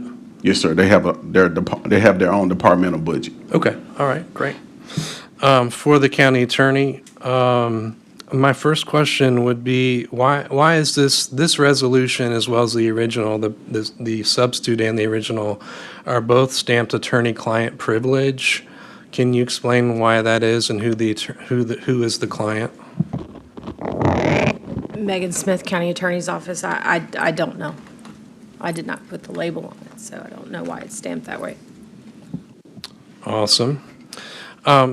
Did the Board of Commissioners adopt a county budget on June 29th? Megan Smith, yes. Okay. And prior to that date, had we approved the school budget? No. So if that's the case, if we've already passed the county budget on June 29th and we had not passed the school budget, how can the county's attorneys who are appearing before a federal court, how can they claim, how can it be the county's position that our powers are infringed by a new state law that would potentially, or has in theory, the power to delay the approval of the county budget? Given where we are now, where you just stated we've passed the county budget, how can we also assert in federal court that that's not possible before we pass the school budget? Yeah, I appreciate the question. Megan Smith, County Attorney's Office. My preference would be to discuss litigation in executive session and not an open session here. Thank you. Well, I can certainly understand why you would not prefer that, because it doesn't make any sense. The county's position makes absolutely no sense whatsoever. For the Director of Finance, I asked you on July 27th when this board should expect to entertain the school budget. You stated that you were not sure. You made reference to the May presentation. Do you need to revise your answer? Thank you, Audrey Tipton, Director of Administration and Finance. I will be glad to respond to that. The Administration of Finance is responsible for the Shelby County government budget. Within that budget is the maintenance of effort for the Shelby County schools, which was included in there, which was approved. Shelby County schools, with their very competent finance person here, is responsible for Shelby County schools budget. And they presented that to this body. This body and Shelby County schools are responsible for preparing a resolution and presenting it to this body for approval. That is not the responsibility of the Administration of Finance. That is the responsibility of Shelby County Schools and this body to present a resolution to approve the Shelby County Schools budget. So basically, what Mr. Langston sent over to the Finance Department is what is included in the packet that we submit to the state. It does not include a resolution from this body. It includes the resolution from the Shelby County School Board, which was included in there. And we were talking to them back and forth because we both want to get our budget approved by the state. So that was included. We have received that information from them, and we thank them for it, for getting it on time. But as far as the resolution to be presented to this body, that is the responsibility of this body's staff to bring a resolution. Okay, well, I want to get back. I'm out of time, but. Yeah, we can, if you want to, we'll do a abbreviated third round on this one, but I do want to get back to the last question Commissioner Wright was raising around the timeline, because this is clear, I mean, of all the stuff we've discussed, this is the clearest opportunity to strengthen the system, okay? Because from what I can understand is the schools attempted to approve things on the schedule they were expected to approve them on. The original budget was submitted, that you sent it, Director Langston, the day after, but it was not sent to any commissioners. So that's one opportunity, right? At least the budget chair or the chair gives another redundancy, right, of making sure that not just one or two staff members are sent it, because we're doing a ton of stuff in the budget season especially. So even if that's the system change, is like make sure the budget chair and the chair gets it and maybe another secondary staff member. But we can get back to that later, but I just want to call that out because that to me seems like the biggest opportunity here. And then we need to also get confirmation about where do we go from here with regard to state submission and approval of this budget. We need to make sure that we're not missing anything at this point because of this delay. All right, Commissioner Caswell. Thank you, Chair. And as he says, it's a lot more to go into, but I just have a couple of when I think about the state at this point. One of them being that I know I'm working with another group and we're focusing on the impact of TANF dollars, right? Over $1 billion that the state have in rainy day fund. That this state get $99 million a year. Almost $30 million is cut out of that go into a rainy day fund. But the same state, as we've been advocating to them, and do you all have a lobbyist that work on your behalf on the school board, and they go to the state to advocate? One of the things that we're saying to the state is that when we talk about $1 billion, and we talk about pre-K and their focus to see that every child is reading on, because I had a meeting with law enforcement a couple of weeks ago, and they said to me that we need to be funding pre-K, we need to be putting it into the jail. And all the research and study shows us that if these children ain't reading by third grade level, they start building jails for them. So there's a disconnect of how we treat things here when it comes to root cause. So I just say, one, in your lobbying to the state, that there is a pocket that could be helping us when we talk about pre-K, that can put families back to work sooner because the child is in pre-K, and the parent, even at 3 and 4 years old, can get that development for their child brain at the highest level. So I just want to lay that there. The other thing is just with your lobbying, Mr. Langston, what we're also researching is the unused money that's going to the Hope Scholarship Fund, because kids are not going to four-year college. Could we use that towards trade schools?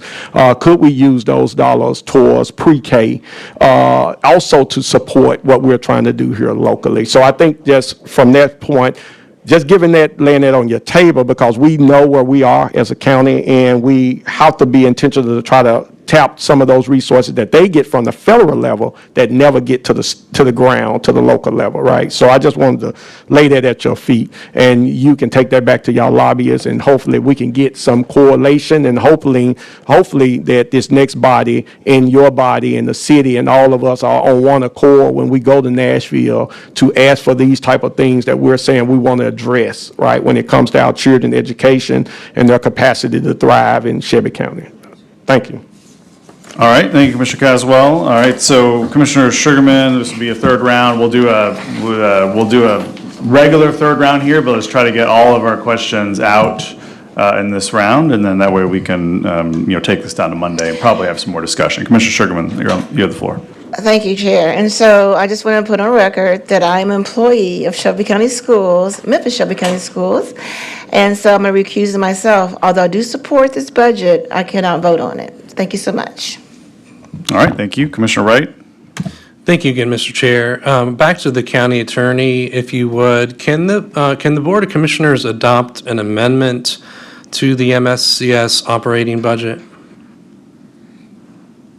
Megan Smith, County Attorney's Office, the state law requires that this body approve it. Yes. Approve as is. Well, for your consideration, these amendments come to you for approval. Vote up or vote down. Okay.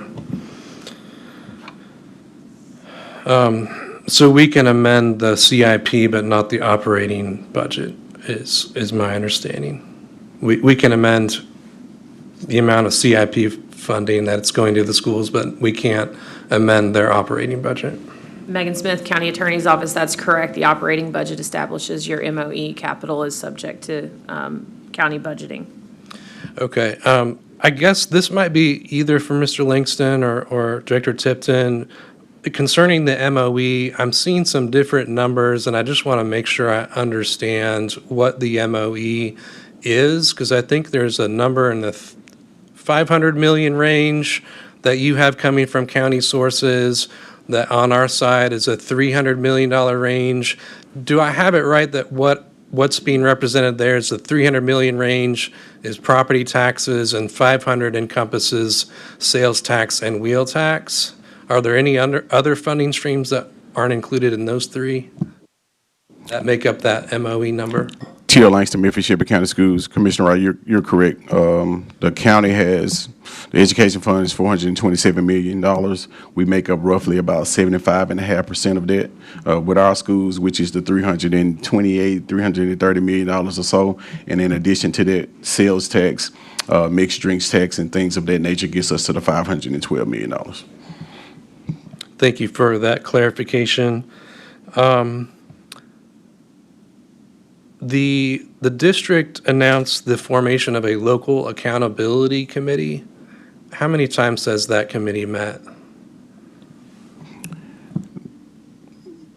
Tito Langston, Memphis Shelby County Schools. I believe if you're talking about a local accountability, I believe you're talking about something that the board initially discussed, but I don't, from my recollection, and I'll have to get it back to you, but I don't think it met at all. Okay.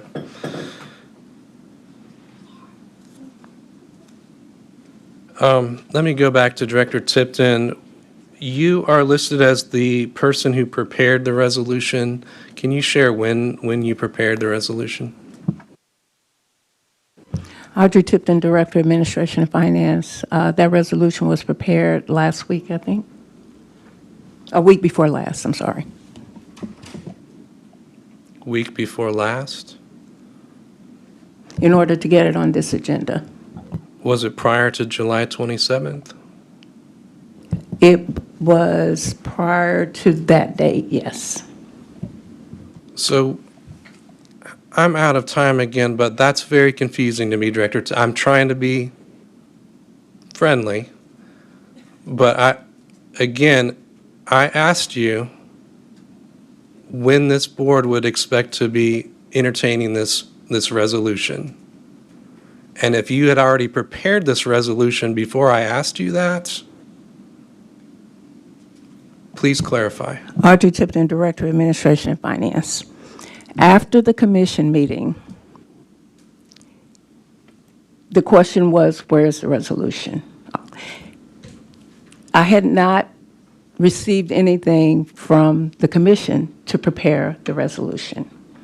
So the resolution needed to be done. So we started the resolution, we prepared the resolution with the original $1.6 billion. Then we got word last Friday that the board, the school board, had amended the budget. So that's why we have the substitute before you to approve the resolution in its entirety now, which would include the whole Memphis Shelby County School Board budget.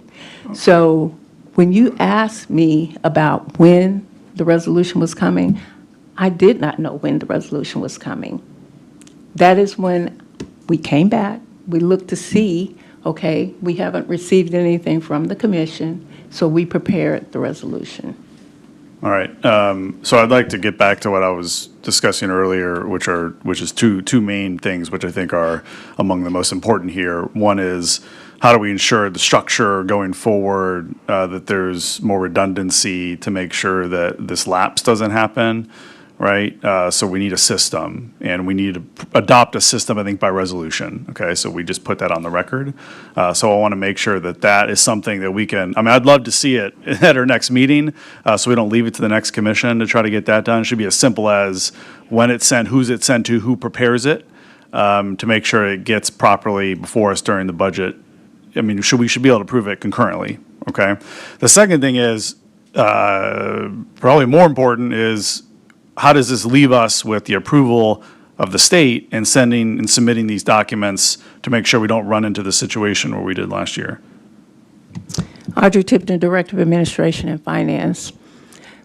The process should be discussed with your CAO on getting the resolution done first.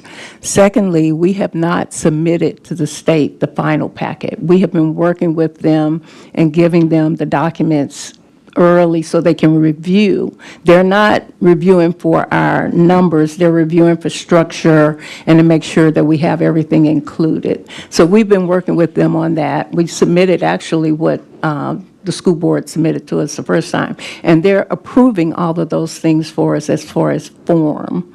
So Audrey Tipton does not think that it puts us in any jeopardy with the state because we have not officially submitted our package. Okay, all right.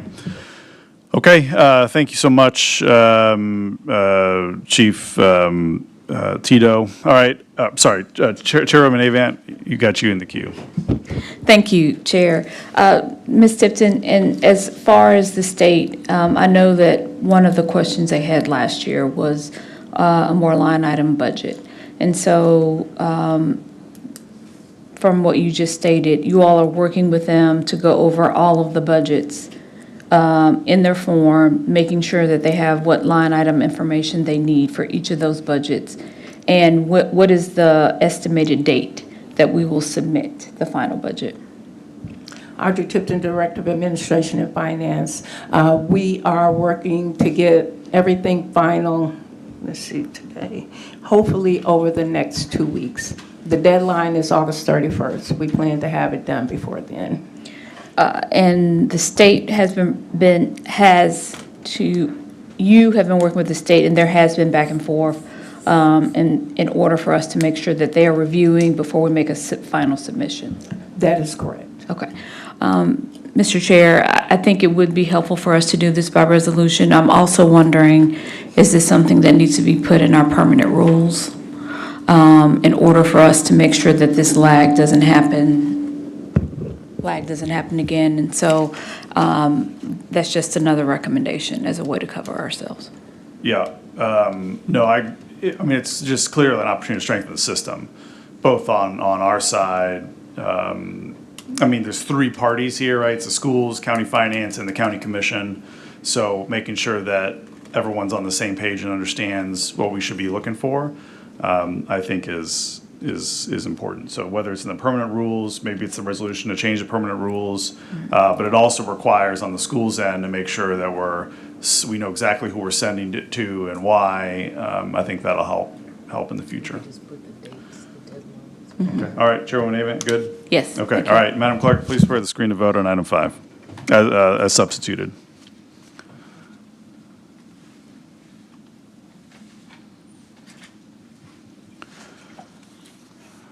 All right, we can close the screen and record the vote.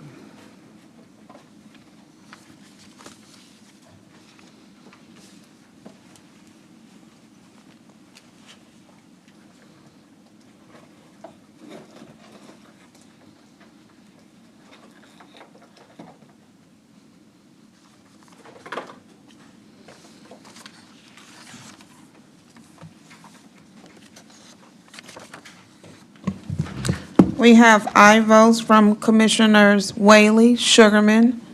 No, excuse me, we have aye votes from Commissioner Whaley, Shalai. What was that? Hold on.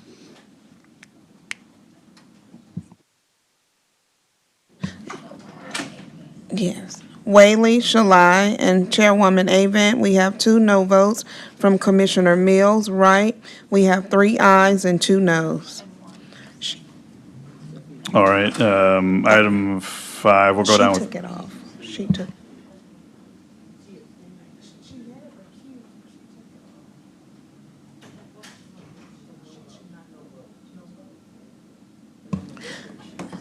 All right, can we just restate that? Okay, let me repeat the Okay. vote. We have 3 aye votes from Commissioner Whaley, Shalai, Chairwoman Avent, 2 no votes from Commissioner Mills, Wright. We have 3 ayes and 2 noes. All right, item 5 will go down with a favorable recommendation. This will conclude Budget and Finance. Excuse me, I didn't hear my name. I recused myself. Did you mention that on record? And Commissioner Sugarman recused. We have 1 recused. Okay. That item will go down with a favorable recommendation, and this will conclude Committee Number 1.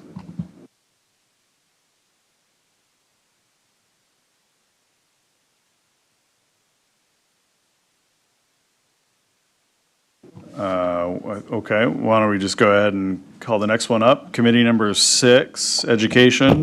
Read item number 1. And I'm happy to do so, Okay, Chair. all right, Thank great. you.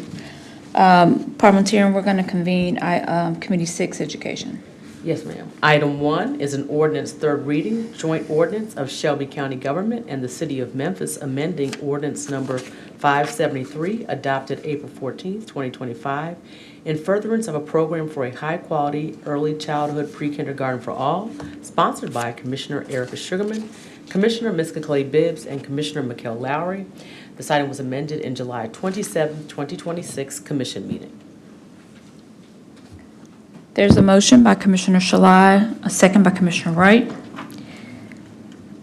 Is there a presentation? Thank you, Chair. Good morning, Commissioners. Hannah McCarthy, Community Outreach and Nonprofit Specialist, Shelby County Government. I wanted to just say thank you first and foremost to the sponsors of this item, Commissioner Clay Bibbs, Commissioner Sugarman, and Commissioner Lowry.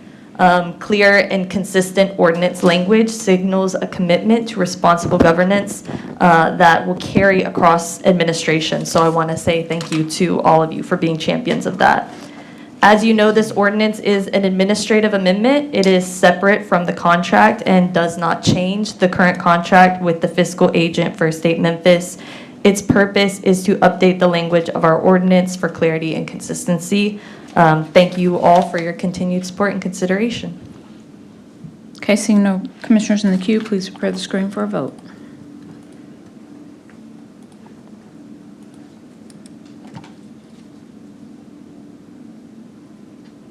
Please report the vote.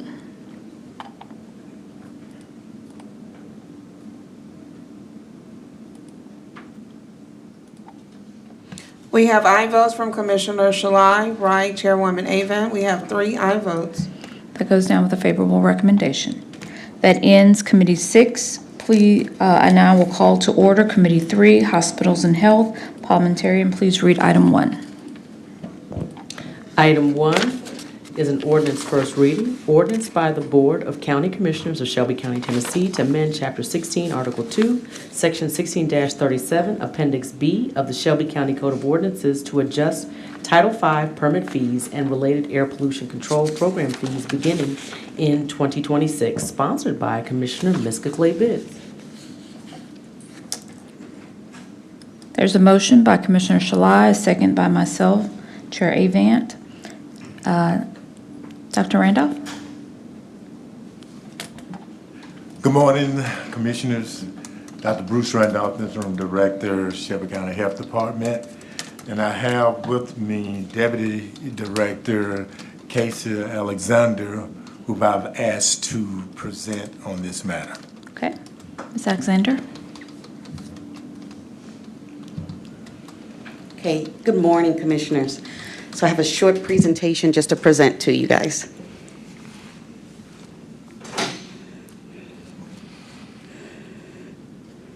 And the presentation is in your packets. No, it's the next one.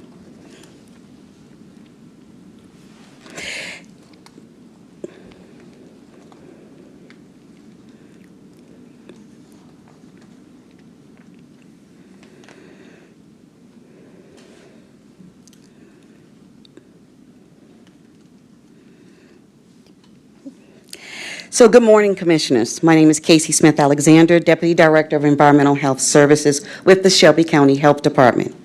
Thank you for giving me the time today to discuss an update to our Title V air permitting fees. This update is required under federal law and necessary to keep our program financially stable and functional for the residents of Shelby County. So, what does this law actually requires? Under the Clean Air Act, Title V is the permitting authority, whether state, local, tribal, or federal, must collect fees that fully fund the air permitting program. If the fees fall short, the county, not the regulated facilities, must make up this difference, and the program becomes underfunded. EPA at that time, Environmental Protection Agency, would be able to step in and require corrective action. Next slide.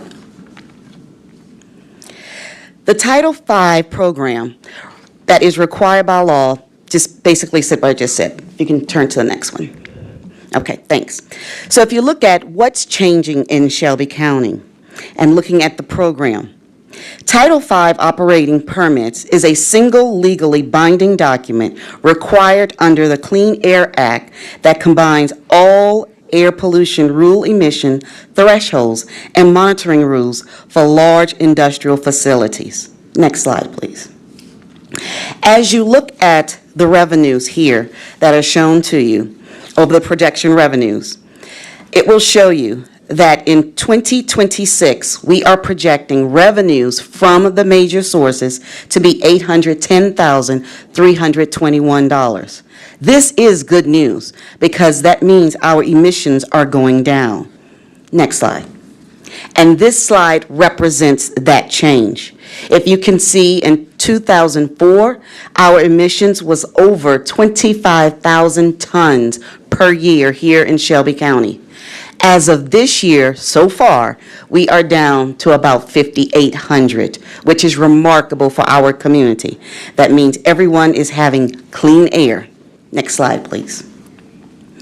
And I thought it was important to mention on this particular slide for you to just illustrate. These are the 5 top regulated industries here in Shelby County. As you can see, we have Nucor, Valero, Draslikov, Allen Combined Cycle Plant, TVA, and Mitsubishi. The most concerning thing I want to bring to your attention on this slide are the 2 zip codes that these 5 industries represent, 38109 and 38127. And in case if some of you are asking or thinking to yourself, XAI is number 25. Next slide, please. So when you look at the workload and the responsibilities for this team, they are responsible for permit writing, inspections, stack test review, compliance assistance, enforcement, and also monitoring the data. As of today, we used to have 128 major sources. We now have 108 facilities, 27 major sources, and 81 conditional major sources. Next slide, please. So, again, why must the fees be updated? Legally, we are bound to update the fees due to that we have to sustain this program locally per federal guidelines. Without this update, the county general fund would have to cover this shortfall, not the facilities or the businesses. And then in fairness, larger facilities with more regulated requirements should pay their share because they are polluting the atmosphere in which we live, which is legally regulated by EPA. Just to give you an idea of how our program impacts this community, last year alone, from July 1st, 2025 to as of now, June 30th, 2026, we collected penalty fees in the amount of $37,978.45 from various major facilities. Next slide, please. So again, if we don't update the fees, this is pretty much what we are looking at, that there will be a corrective action plan set forth by EPA, and then also having a federal regulatory agency to come down, it would also mean that some of our communities would be disproportionately impacted. Next slide, please. So if you're wondering, and it is in your packet under Exhibit A, we did come up with a proposal of how these fees should look. You will see that some of the fees will remain the same. Some of them we did have to look at as far as increasing tremendously. But this was the most balanced and regulatory way to do this. Next slide. So the proposed fee structure is tiered, and it is regulatory and aligned with the workload and the amount of emissions here in Shelby County. Majority of the increase is based on the number of applicable federal regulations. Increasing the minimum emission fees and adjusting annual fees based on regulatory complexity was key in looking at increasing the fees. This approach ensures that facilities with more requirements and more staff time pay appropriately. One of the things we did do before coming to this board is that we did have a meeting with the Memphis and Shelby County Air Pollution Control Board on March 20th, 2026. This did pass unanimously in front of them with the proposed fees, as you'll see under Exhibit A. Next slide, please. While doing this, I do want you to keep in mind that we do also have to look out for small businesses when making sure, because we don't want to run away businesses. And when we say small businesses, some of you may be surprised that under the air permitting program, we do regulate dry cleaners, gas stations, auto mechanic shops, because they do all admit as well. They are not impacted in the fee increases. We are truly looking at the major sources as indicated. Next slide. So if you're wondering, where does the current money go in the programs and how is it impacted?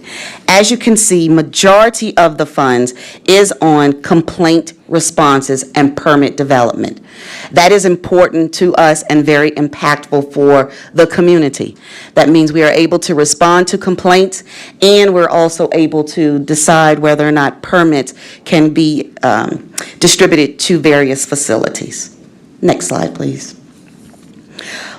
As stated before, one of the big benefits of this is having a local regulatory agency here in Shelby County to look at the best interests of our residents.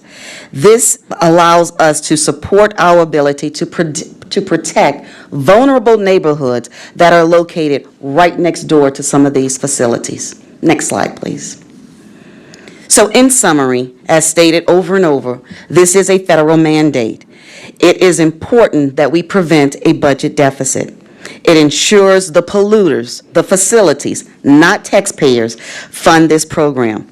It protects small businesses, and it supports the overall environmental goals, and it maintains essential public health services.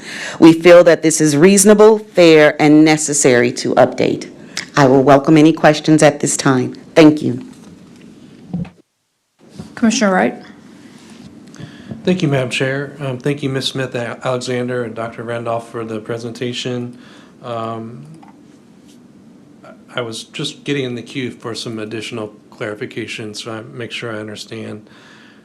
These fees are assessed.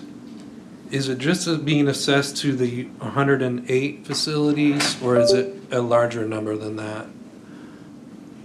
Casey Smith Alexander, Deputy Director. This is being assessed to the larger facilities, the increase. But what's the universe of all entities that pay at least something? Do you have that, or? I would have to include the number for the minor sources. The minor sources, again, we do look at all of Shelby County. I can have those numbers to you at least by Monday. And I guess related to that, what makes an entity, I don't know if it's eligible is the right word, but what subjects an entity to this program? Casey Smith Alexander, Deputy Director. All facilities are eligible if they are emitting pollutant into the atmosphere. So that's why sometimes people are surprised that dry cleaners are included in gas stations. Something as small as that. All of us have been to the dry cleaners when you can smell the chemical in the air. That is something that we do have to regulate to make sure not only for the employees there, but for the neighborhoods that might be close by, that what they're emitting into the air is regulated by EPA guidelines. So anytime there's any type of pollutants that are emitted into the air, that is when they fall under our program. And where or how is that determined? So let's say I've started a small business. How do I determine sorry for the feedback, who determines or how is it determined that my small business is contributing? Casey Smith Alexander, Deputy Director. So all businesses have to submit plans to code enforcement. Whether you're in Memphis, you're in unincorporated Shelby, or any of the municipalities, code enforcement will direct them to the health department to determine if they do have emittents that fall under our purview. And then as far as the collection process, can you describe how that works? Casey Smith Alexander, Deputy Director. So each year, each facility they have to renew their permit, essentially. They will send in the check, money order, or call it in to say that they need to renew their permit, and that's essentially, it's an easy process. What takes longer is when they have a violation, and we have to collect those penalty fees. But usually it's just a once-a-year annual permitting fee. And when you say permit, you're not meaning an overall business permit, or are you? Casey Smith Alexander, Deputy Director. No, this is just to operate. This is just to operate as far as emitting pollutants, to be able to produce within Shelby County. So it's a permit specific to pollutant, and is the health department collecting it, or is it going through county clerk, or how is it collected? Casey Smith Alexander, Deputy Director. We collect it directly. All right. Thank you for the leeway there, Chair. Thank you. Okay, seeing no other commissioners in queue, I do have one question. The fee structure and the change, is this based on best practices at other cities for how the fee structure has changed, some more dramatically than others? Casey Smith Alexander, Deputy Director. Yes, most definitely. We did look at the surrounding areas, Atlanta, Georgia, in particular, Kentucky, and also St. Louis, and also the state of Tennessee, to look at comparability as to what they're charging and then what we needed to raise our fees to. Okay. Seeing no other commissioners in the queue, please prepare the screen for a vote.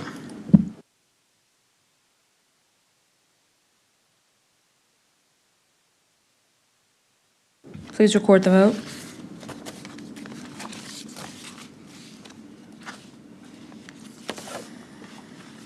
We have aye votes from Commissioner Sugarman, Wright, Chairwoman Avon. We have 3 aye votes. That goes down with a favorable recommendation. Parliamentarian, please read item 2. Item 2 is an ordinance first reading, ordinance to amend the Shelby County Air Code to update references to the Tennessee Air Pollution Control Regulations, repeal obsolete provisions, and revise appeals procedures to provide for recovery of appeal costs. Sponsored by Commissioner Miska Clay Bibbs. I have a motion by Commissioner Sugarman, a second by Commissioner Wright. Dr. Randolph or Ms. Smith-Alexander, who's presenting? Good morning again, Commissioners. Casey Smith Alexander, Deputy Director, Shelby County Health Department. This is one of those issues before you that is very simple. We needed to update our code. We need to reflect what is going on in the state because the state adopts the federal laws as well. So therefore, we need to come before you. Some of the changes, as you will see in Exhibit A, are minor. It's just changing the wording. It hadn't been updated in a while. So some of the language even has Memphis and Shelby County Health Department. We no longer go by that. So some of it is just grammatical, some of it is just making sure that we change the wording to reflect, and some of it is just reflecting what changed with EPA and be in line with the state. Okay. Commissioner Wright, you're recognized. Thank you, Madam Chair. I just had a question about I'm assuming this would take 3 readings like other ordinances, and we only have 2 meetings on this configuration of the board. Does that present a problem, or? Casey Smith Alexander, no, it doesn't for us.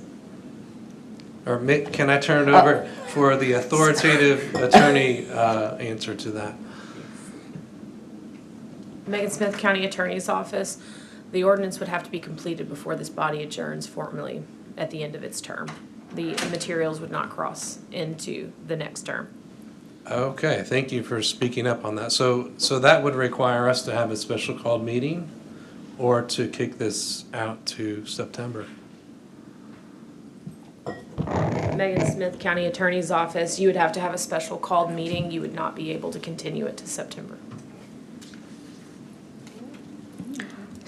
County Attorney, so if we referred this to a September meeting, even this first reading of the ordinance, we're not able to do that?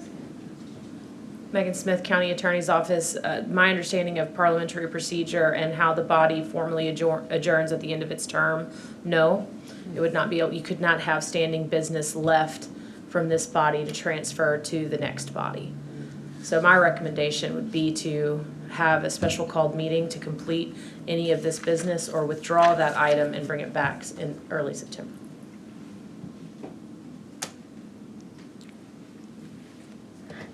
Is this time sensitive? Casey Smith Alexander, Deputy Director, and I'm going to look to Attorney Smith on this. So doesn't the fee schedule have to have 3 readings as well? The one that was before this? Yes. So therefore, to answer your question, Madam Chairwoman, yes, this is very time sensitive.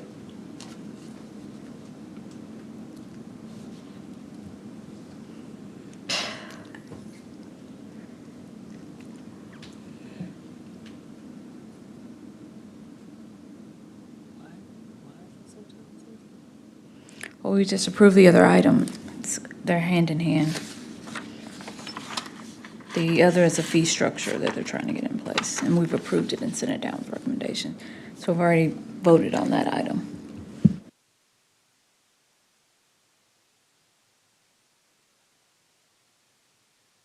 All right, so I'm going to speak to the sponsor. If these need to be withdrawn until September, just because I want to make sure that they are able to get through. I'm not looking forward to calling a special call meeting. So let me speak with the sponsor. Point of information. Yes. So to the parliamentarian, couldn't we, at the last meeting, suspend the rules? Or could we just, dismiss and have the special meeting right afterwards as opposed to another day? So I'm just trying to figure out what are our options. I want to hear all of the options, not just one, if there are any, according to our rules. Take this under advisement and then present a memo. You guys do that. I think I want to consult with the chair in terms of the timing and the options, and then present a memo as it pertains to the permanent rules and ordinances. There are some rules with ordinances that come from the permanent rules, and there are others that come from the charter. You cannot suspend the rules with respect to the charter. So I want to make sure that before I advise you on that I am advising you as it pertains to the permanent rules. Follow-up question, so then also all the options, as opposed to, couldn't we, the question is adjourn and then reconvene the same day, as opposed to coming back another day? I'd like to know all the options, not just, Yeah, Yes, that's what she just stated. No, that she would say something else. There's two things I asked, not just one. She's saying that she'll consult with me based on review of the charter and the permanent rules to present what all the options are, including the ones you just asked. Thank you. All right, we're going to go ahead and vote on this item. Commissioner Strickland, do you want to be recognized to ask any questions on this item? I make a motion to be moved to be added to this ordinance. Are we gonna, my question then, okay, follow up. Are we gonna vote this up and down now, or we're gonna, okay, so I'll make a motion to be added to this, ordinance. Have a motion by Commissioner Sugarman to be added as a sponsor, a second by Commissioner Wright. Can we do that without objection? Seeing none, so moved. All right, please prepare the screen for a vote.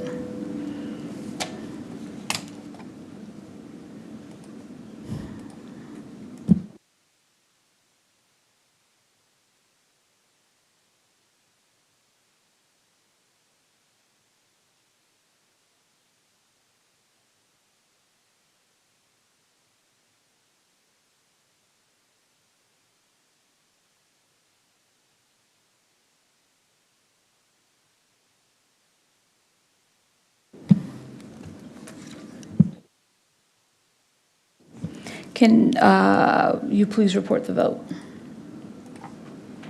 We have aye votes from Commissioner Sugarman, Wright, Chairwoman Avent. We have 3 aye votes. That goes down with a favorable recommendation. This adjourns Committee 3, Hospital and Health. I will now convene Committee 8, Community Services. Parliamentarian, please read item 1. Item 1 is a resolution approving the expenditure of FY 2027 grant operating budget funds to the City of Memphis as a sub-grant through funding made available by the Federal Justice Assistance Grant received from the United States Department of Justice for the purposes of crime prevention programs in the amount of $506,235 for the period of October 1, 2023 through September 30th, 2027. This item requires the appropriation and expenditure of federal grant funds in the amount of $506,235, sponsored by Commissioner Charlie A. Caswell, Jr. I have a motion by Commissioner Wright, a second by myself. Hello, Ms. Whitehead, how are you? If you have a presentation? I do. Good morning, Commissioners. Cherry Whitehead Thompson, Interim Director for the Division of Community Services. So these funds were received through the Federal Justice Assistance Grant, which we call JAG, which is administered by the Bureau of Justice Assistance. And this is a joint allocation in which the county serves as a grantee. And per the established agreement, the award is divided evenly between the county and the city. So the amount that you see before you for $506,235 represents the city's share for the grant. And the JAG program supports initiatives aimed at reducing violent crime, enhancing compliance among justice-involved individuals, strengthening program infrastructure, and providing information technology upgrades to improve the effectiveness of local crime justice systems. And I'll end with the administration recommends approval of this item. If there are questions, I'll entertain them at this time. Commissioner Wright, recognize. Thank you, Madam Chair. Thank you, Ms. Whitehead Thompson. The budget states that all of these funds would be directed toward sub-grant recipients. Do I have that right? And can you share more about what that is? That is true.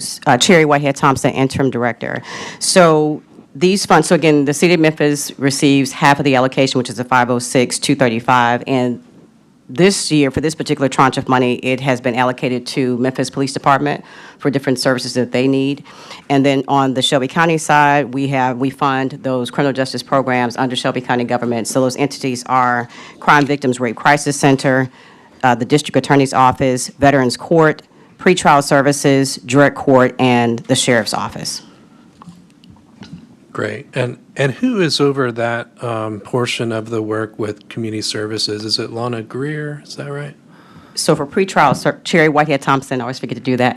Cherry Whitehead Thompson. For the pretrial services, yes, Lana Greer is over that piece. So is that the person who will oversee all of the grants, or is there someone else? Cherry Whitehead Thompson, no. So on the Shelby County side, we handle it. So within our office, we administer it. And our grants manager was handling it before. We have now shifted that responsibility to another staff member. Can you share who that is? Nakina Stafford. Okay, thank you. Thank you, Madam Chair. Okay, please prepare the screen for a vote.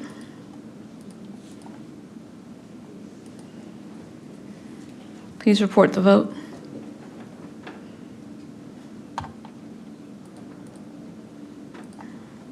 We have aye votes from Commissioners Wright, Chairwoman Avent. We have 2 aye votes. That goes down with a favorable recommendation. Parliamentarian, please read item 2.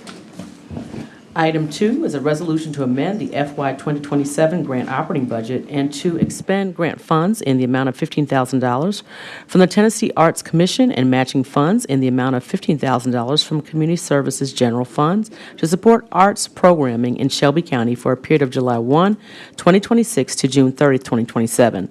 This item requires expenditure and appropriation of FY 2027 grant funds in the amount of $15,000 and expenditure of FY 2027 Community Services General Funds in the amount of $15,000 for a total amount of $30,000, sponsored by Commissioner Charlie Ed Caswell, Jr. There's a motion by Commissioner Wright, a second by myself, Chair Avent. Ms. Whitehead Thompson. Okay, Cherry Whitehead Thompson, Interim Director for the Division of Community Services. This item requests approval to accept a $15,000 matching grant from the Tennessee Arts Commission to support our annual Arts for All festival. As this is a matching grant, we have identified the required $15,000 matching funds within our operating budget to ensure the full support of this event. The administration recommends approval of this item. Seeing no commissioners in the queue, please prepare the screen for a vote.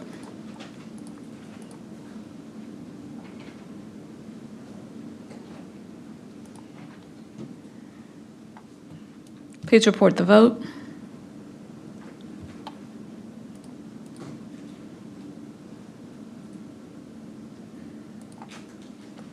We have aye votes from Commissioners Wright, Chairwoman Avent. We have 2 aye votes.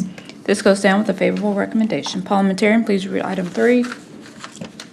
Item 3 is a resolution approving contracts of varying amounts between the Aging Commission of the Mid-South and 18 separate service providers for the purpose of providing nutritional and supportive services to eligible seniors and individuals living with disabilities in the service areas of Fayette, Lauderdale, Shelby, and Tipton counties, effective upon execution through June 30, 2027, with the option to renew for 2 additional one-year periods for the total contract's amount not to exceed $7,805,729. This item requires expenditure FY 2027 federal and state grant funds in the amount not to exceed $7,805,729, sponsored by Commissioner Charlie E. Caswell, Jr. I have a motion by Commissioner Wright, a second by myself, Chair Avent. Ms. Whitehead Thompson. Cherry Whitehead Thompson, Interim Director for the Division of Community Services. So this item requests approval for 18 service provider contracts that collectively deliver a wide range of supports, including activities at senior centers, nutritional programs, transportation and legal assistance, as well as home and community-based services such as homemaker and personal care support. These services are essential in helping seniors and adults with disabilities remain safely and independently in their homes for longer periods. In many cases, they also enable individuals to receive care from trusted loved ones, which can significantly enhance their overall health and well-being. These contracted providers serve residents across the 4 previously referenced counties, with the largest population residing here in Shelby County. Approval of this item does not impact the FY 27 general fund budget, and the administration recommends approval of this item. Commissioner Wright, you recognize. Thank you, Madam Chair. Thank you, Ms. Whitehead Thompson. We've heard from the leader of the Aging Commission. It's the same leadership still in place with the Aging Commission? Cherry Whitehead Thompson, yes. Kim Daughtery. Okay. And so I'm not sure how to even say this. There's under the all of these sub-awardees or these grantees, did they all respond to an RFP process? Is that how that worked? Cherry Whitehead Thompson, yes. All right, I'm looking at you, legal. There's one of these that I have concerns about. can you help me understand what, if any, remedy there might be if the board were to, is there any option for the board to only accept a subset of these awardees, or is it an all or nothing prospect? Megan Smith, County Attorney's Office. In the past, you have bifurcated items that needed a separate vote. So to the extent this one resolution needs to become two, that's one path forward for a vote on an item that needs to be taken out. I think with that being said, Madam Chair, I would make a motion to send down without recommendation, so I can give that some further thought and review. I'll second that. Without objection, this goes down without a recommendation. There's no need to vote, correct? All right. Recommendation without objection. All right, thank you, Ms. Whitehead Townsend. Thank you. This committee is adjourned. Moving to Committee 10.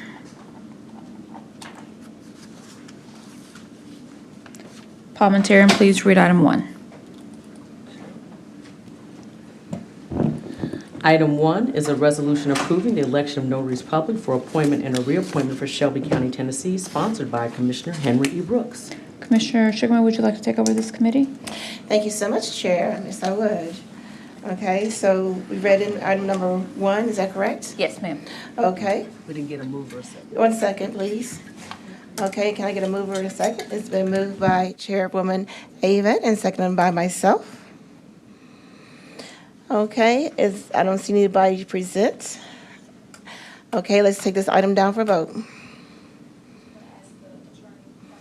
Oh, County Attorney, are there any conflicts? Jordan Galtelli, County Attorney's Office. There are no conflicts to report. Thank you. And let's take this item down for a vote. Would you please mark me as a yes? My screen's locked up.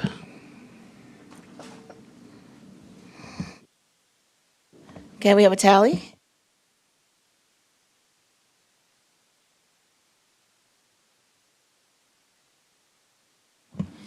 We have 2 aye votes from Commissioners Sugarman, Mills. We have 2 aye votes.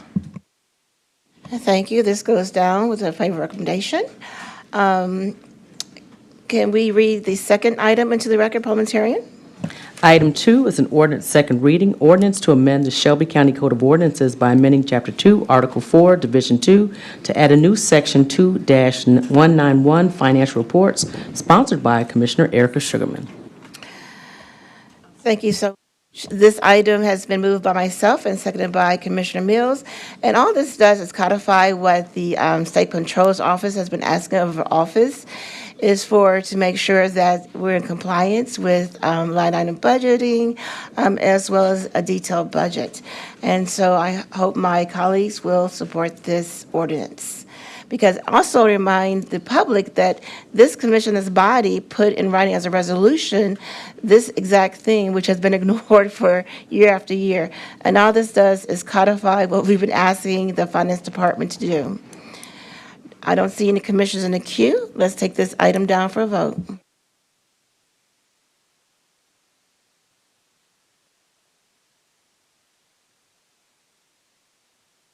Please mark me as an aye. Can we take this down for a tally?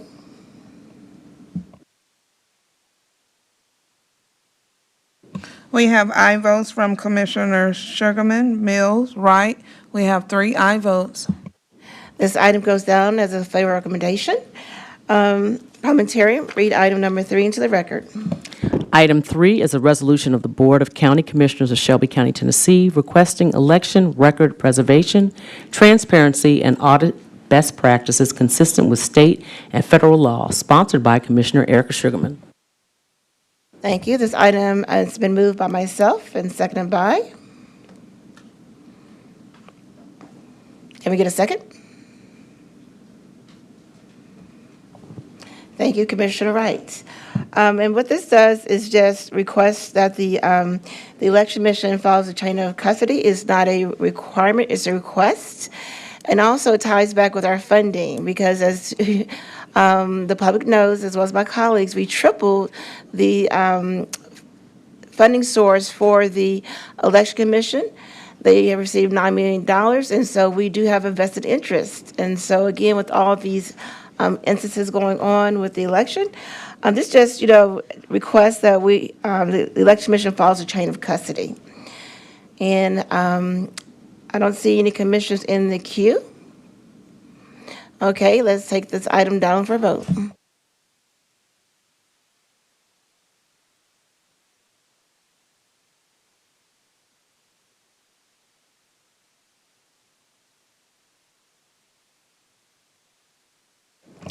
All commissioners desiring to vote, please vote. Okay, let's take this item down for a tally. We have one aye vote, Commissioner Sugarman. This item goes down with a favorable recommendation. Okay, and this concludes this committee, committee number 10. Okay, let's open up the next committee, committee number 11, Core City Neighborhoods and Housing. Parliamentarian, please read item number 1 into the record. Item 1 is an ordinance second reading, joint ordinance of the Shelby County Board of Commissioners and Memphis City Council to amend ordinance numbers 581 County and 5946 City to repeal and replace the existing building home program implementation plan and to establish a building home program application fee, sponsored by Commissioner Henry Brooks. Thank you. This item has been moved by myself and seconded by Commissioner Wright. And we do have a speaker. Please state your name and position for the record. Thank you. Thank you, Commissioner Sugarman. Brett Ragsdale with the Division of Planning and Development. I have Ms. Sostrom here as well. She just passed out a substitute of the implementation plan. It's the same plan. It just shows the 5 changes that we are proposing. The original one that was submitted did not actually highlight those, so that's what this does. I know that Ms. Sostrom read those into the record at committee 2 weeks ago and at commission last week. So that copy that you're getting highlights those, and we've asked to have that uploaded into OnBase as well, so that it's clear. Thank you so much. And I just have one follow-up question from the commission meeting. Did you all reach out to the city council and individually or collectively, did they support the changes? We have talked with them. We are going to submit this to them as well, since it's a joint ordinance, and there are no concerns about the changes we're proposing. So, thank you so much. I appreciate that. I see. Okay, Commissioner Wright. Thank you, Madam Chair. I want to say this was an item that I had seen a question come in from. I don't know if you'd call it an advocacy group, an industry group. Did you all have a chance to respond to that? Because I think I was copied on an email. Did you have a chance to respond? Yes, Brett Ragsdale with the Division of Planning and Development. Yes, Commissioner Wright, I did respond to that group and explained to them, I think that there was some confusion because there was not the track changes, and there was some misunderstanding about what was actually being proposed to change. So a lot of the questions, and I've reached out to them, so we're going to talk about some of the questions and if there are any, but I think that was some of the reason the questions were about things that were already approved in the plan and not about the specific changes that we're talking about here. Okay. I'm probably going to refrain just until I kind of circle up and make sure I fully understand what's happening here. Great. Thank you, Madam Chair. Yes, thank you. Thank you. Seeing no other commissioners in the queue, let's take this item down for a vote.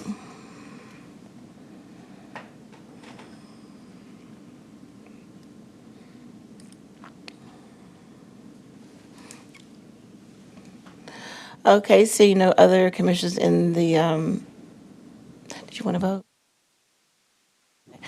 Okay, can we have a tally?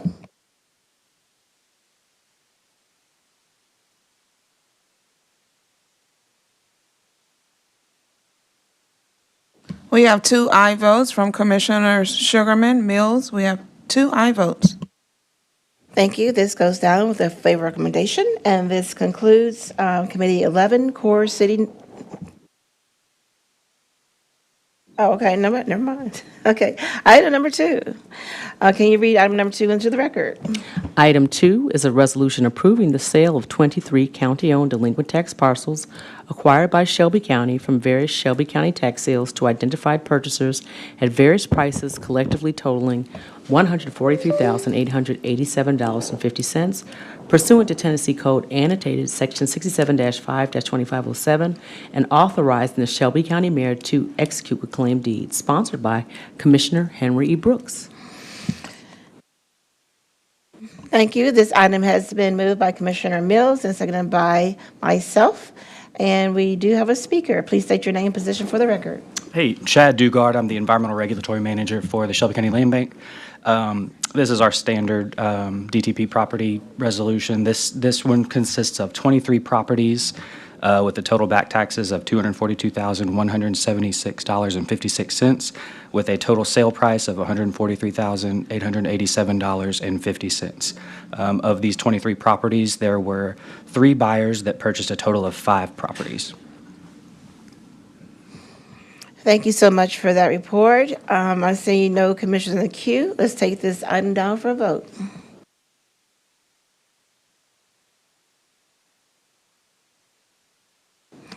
Okay, can we have a tally?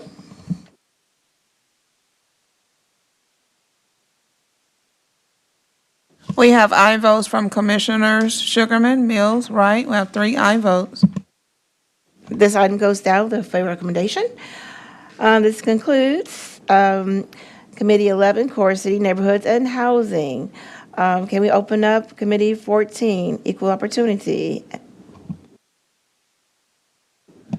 Item 1 is an ordinance second reading, ordinance amending Shelby County Government's locally owned small business LOSB ordinance section 2-224 in order to apply 25% LOSB goals based upon market availability and increase the sheltered market threshold to less than $50,000 in the county's procurement process, sponsored by Chairwoman Shante K. Avant. This item is referred to Equal Opportunity Committee in July 27, 2026 Commission meeting. Thank you, parliamentarian. This item has been moved by myself and seconded by Commissioner Wright. Okay, do we have any speakers? None? Commissioner Mills. Thank you. I have a question on page 5, second paragraph. If there's someone that can, I don't know if I can ask, can you answer questions? Or it might be a Attorney Smith question. The second paragraph, I don't know if it's intended to be there or not. It's got the asterisk and the brackets. It looks like it might be part of a draft suggestion. Alternative, in addition to the above paragraph for contents valued at $50,000 or above, add that for contracts valued at $1 million or greater in any or all industry categories. The county will use contract by contract goals. I don't know with it being bracketed if that was maybe a draft suggestion or. Megan Smith, County Attorney's Office. I understand it's drafted suggested language. This was proposed as a working document by EOC, so it's there for your consideration. Okay. Well, I guess we need somebody here to speak to that, so I guess we really can't talk about this, Chair. I would move to send it down without recommendation. Maybe we can discuss on Monday. Is that a motion? It is. Second. This item is moved down without recommendation. And this, is there any add-ons? Is this it? Without objection? No add-ons? Okay. We stay adjourned. The committee is adjourned and the committee meeting is adjourned.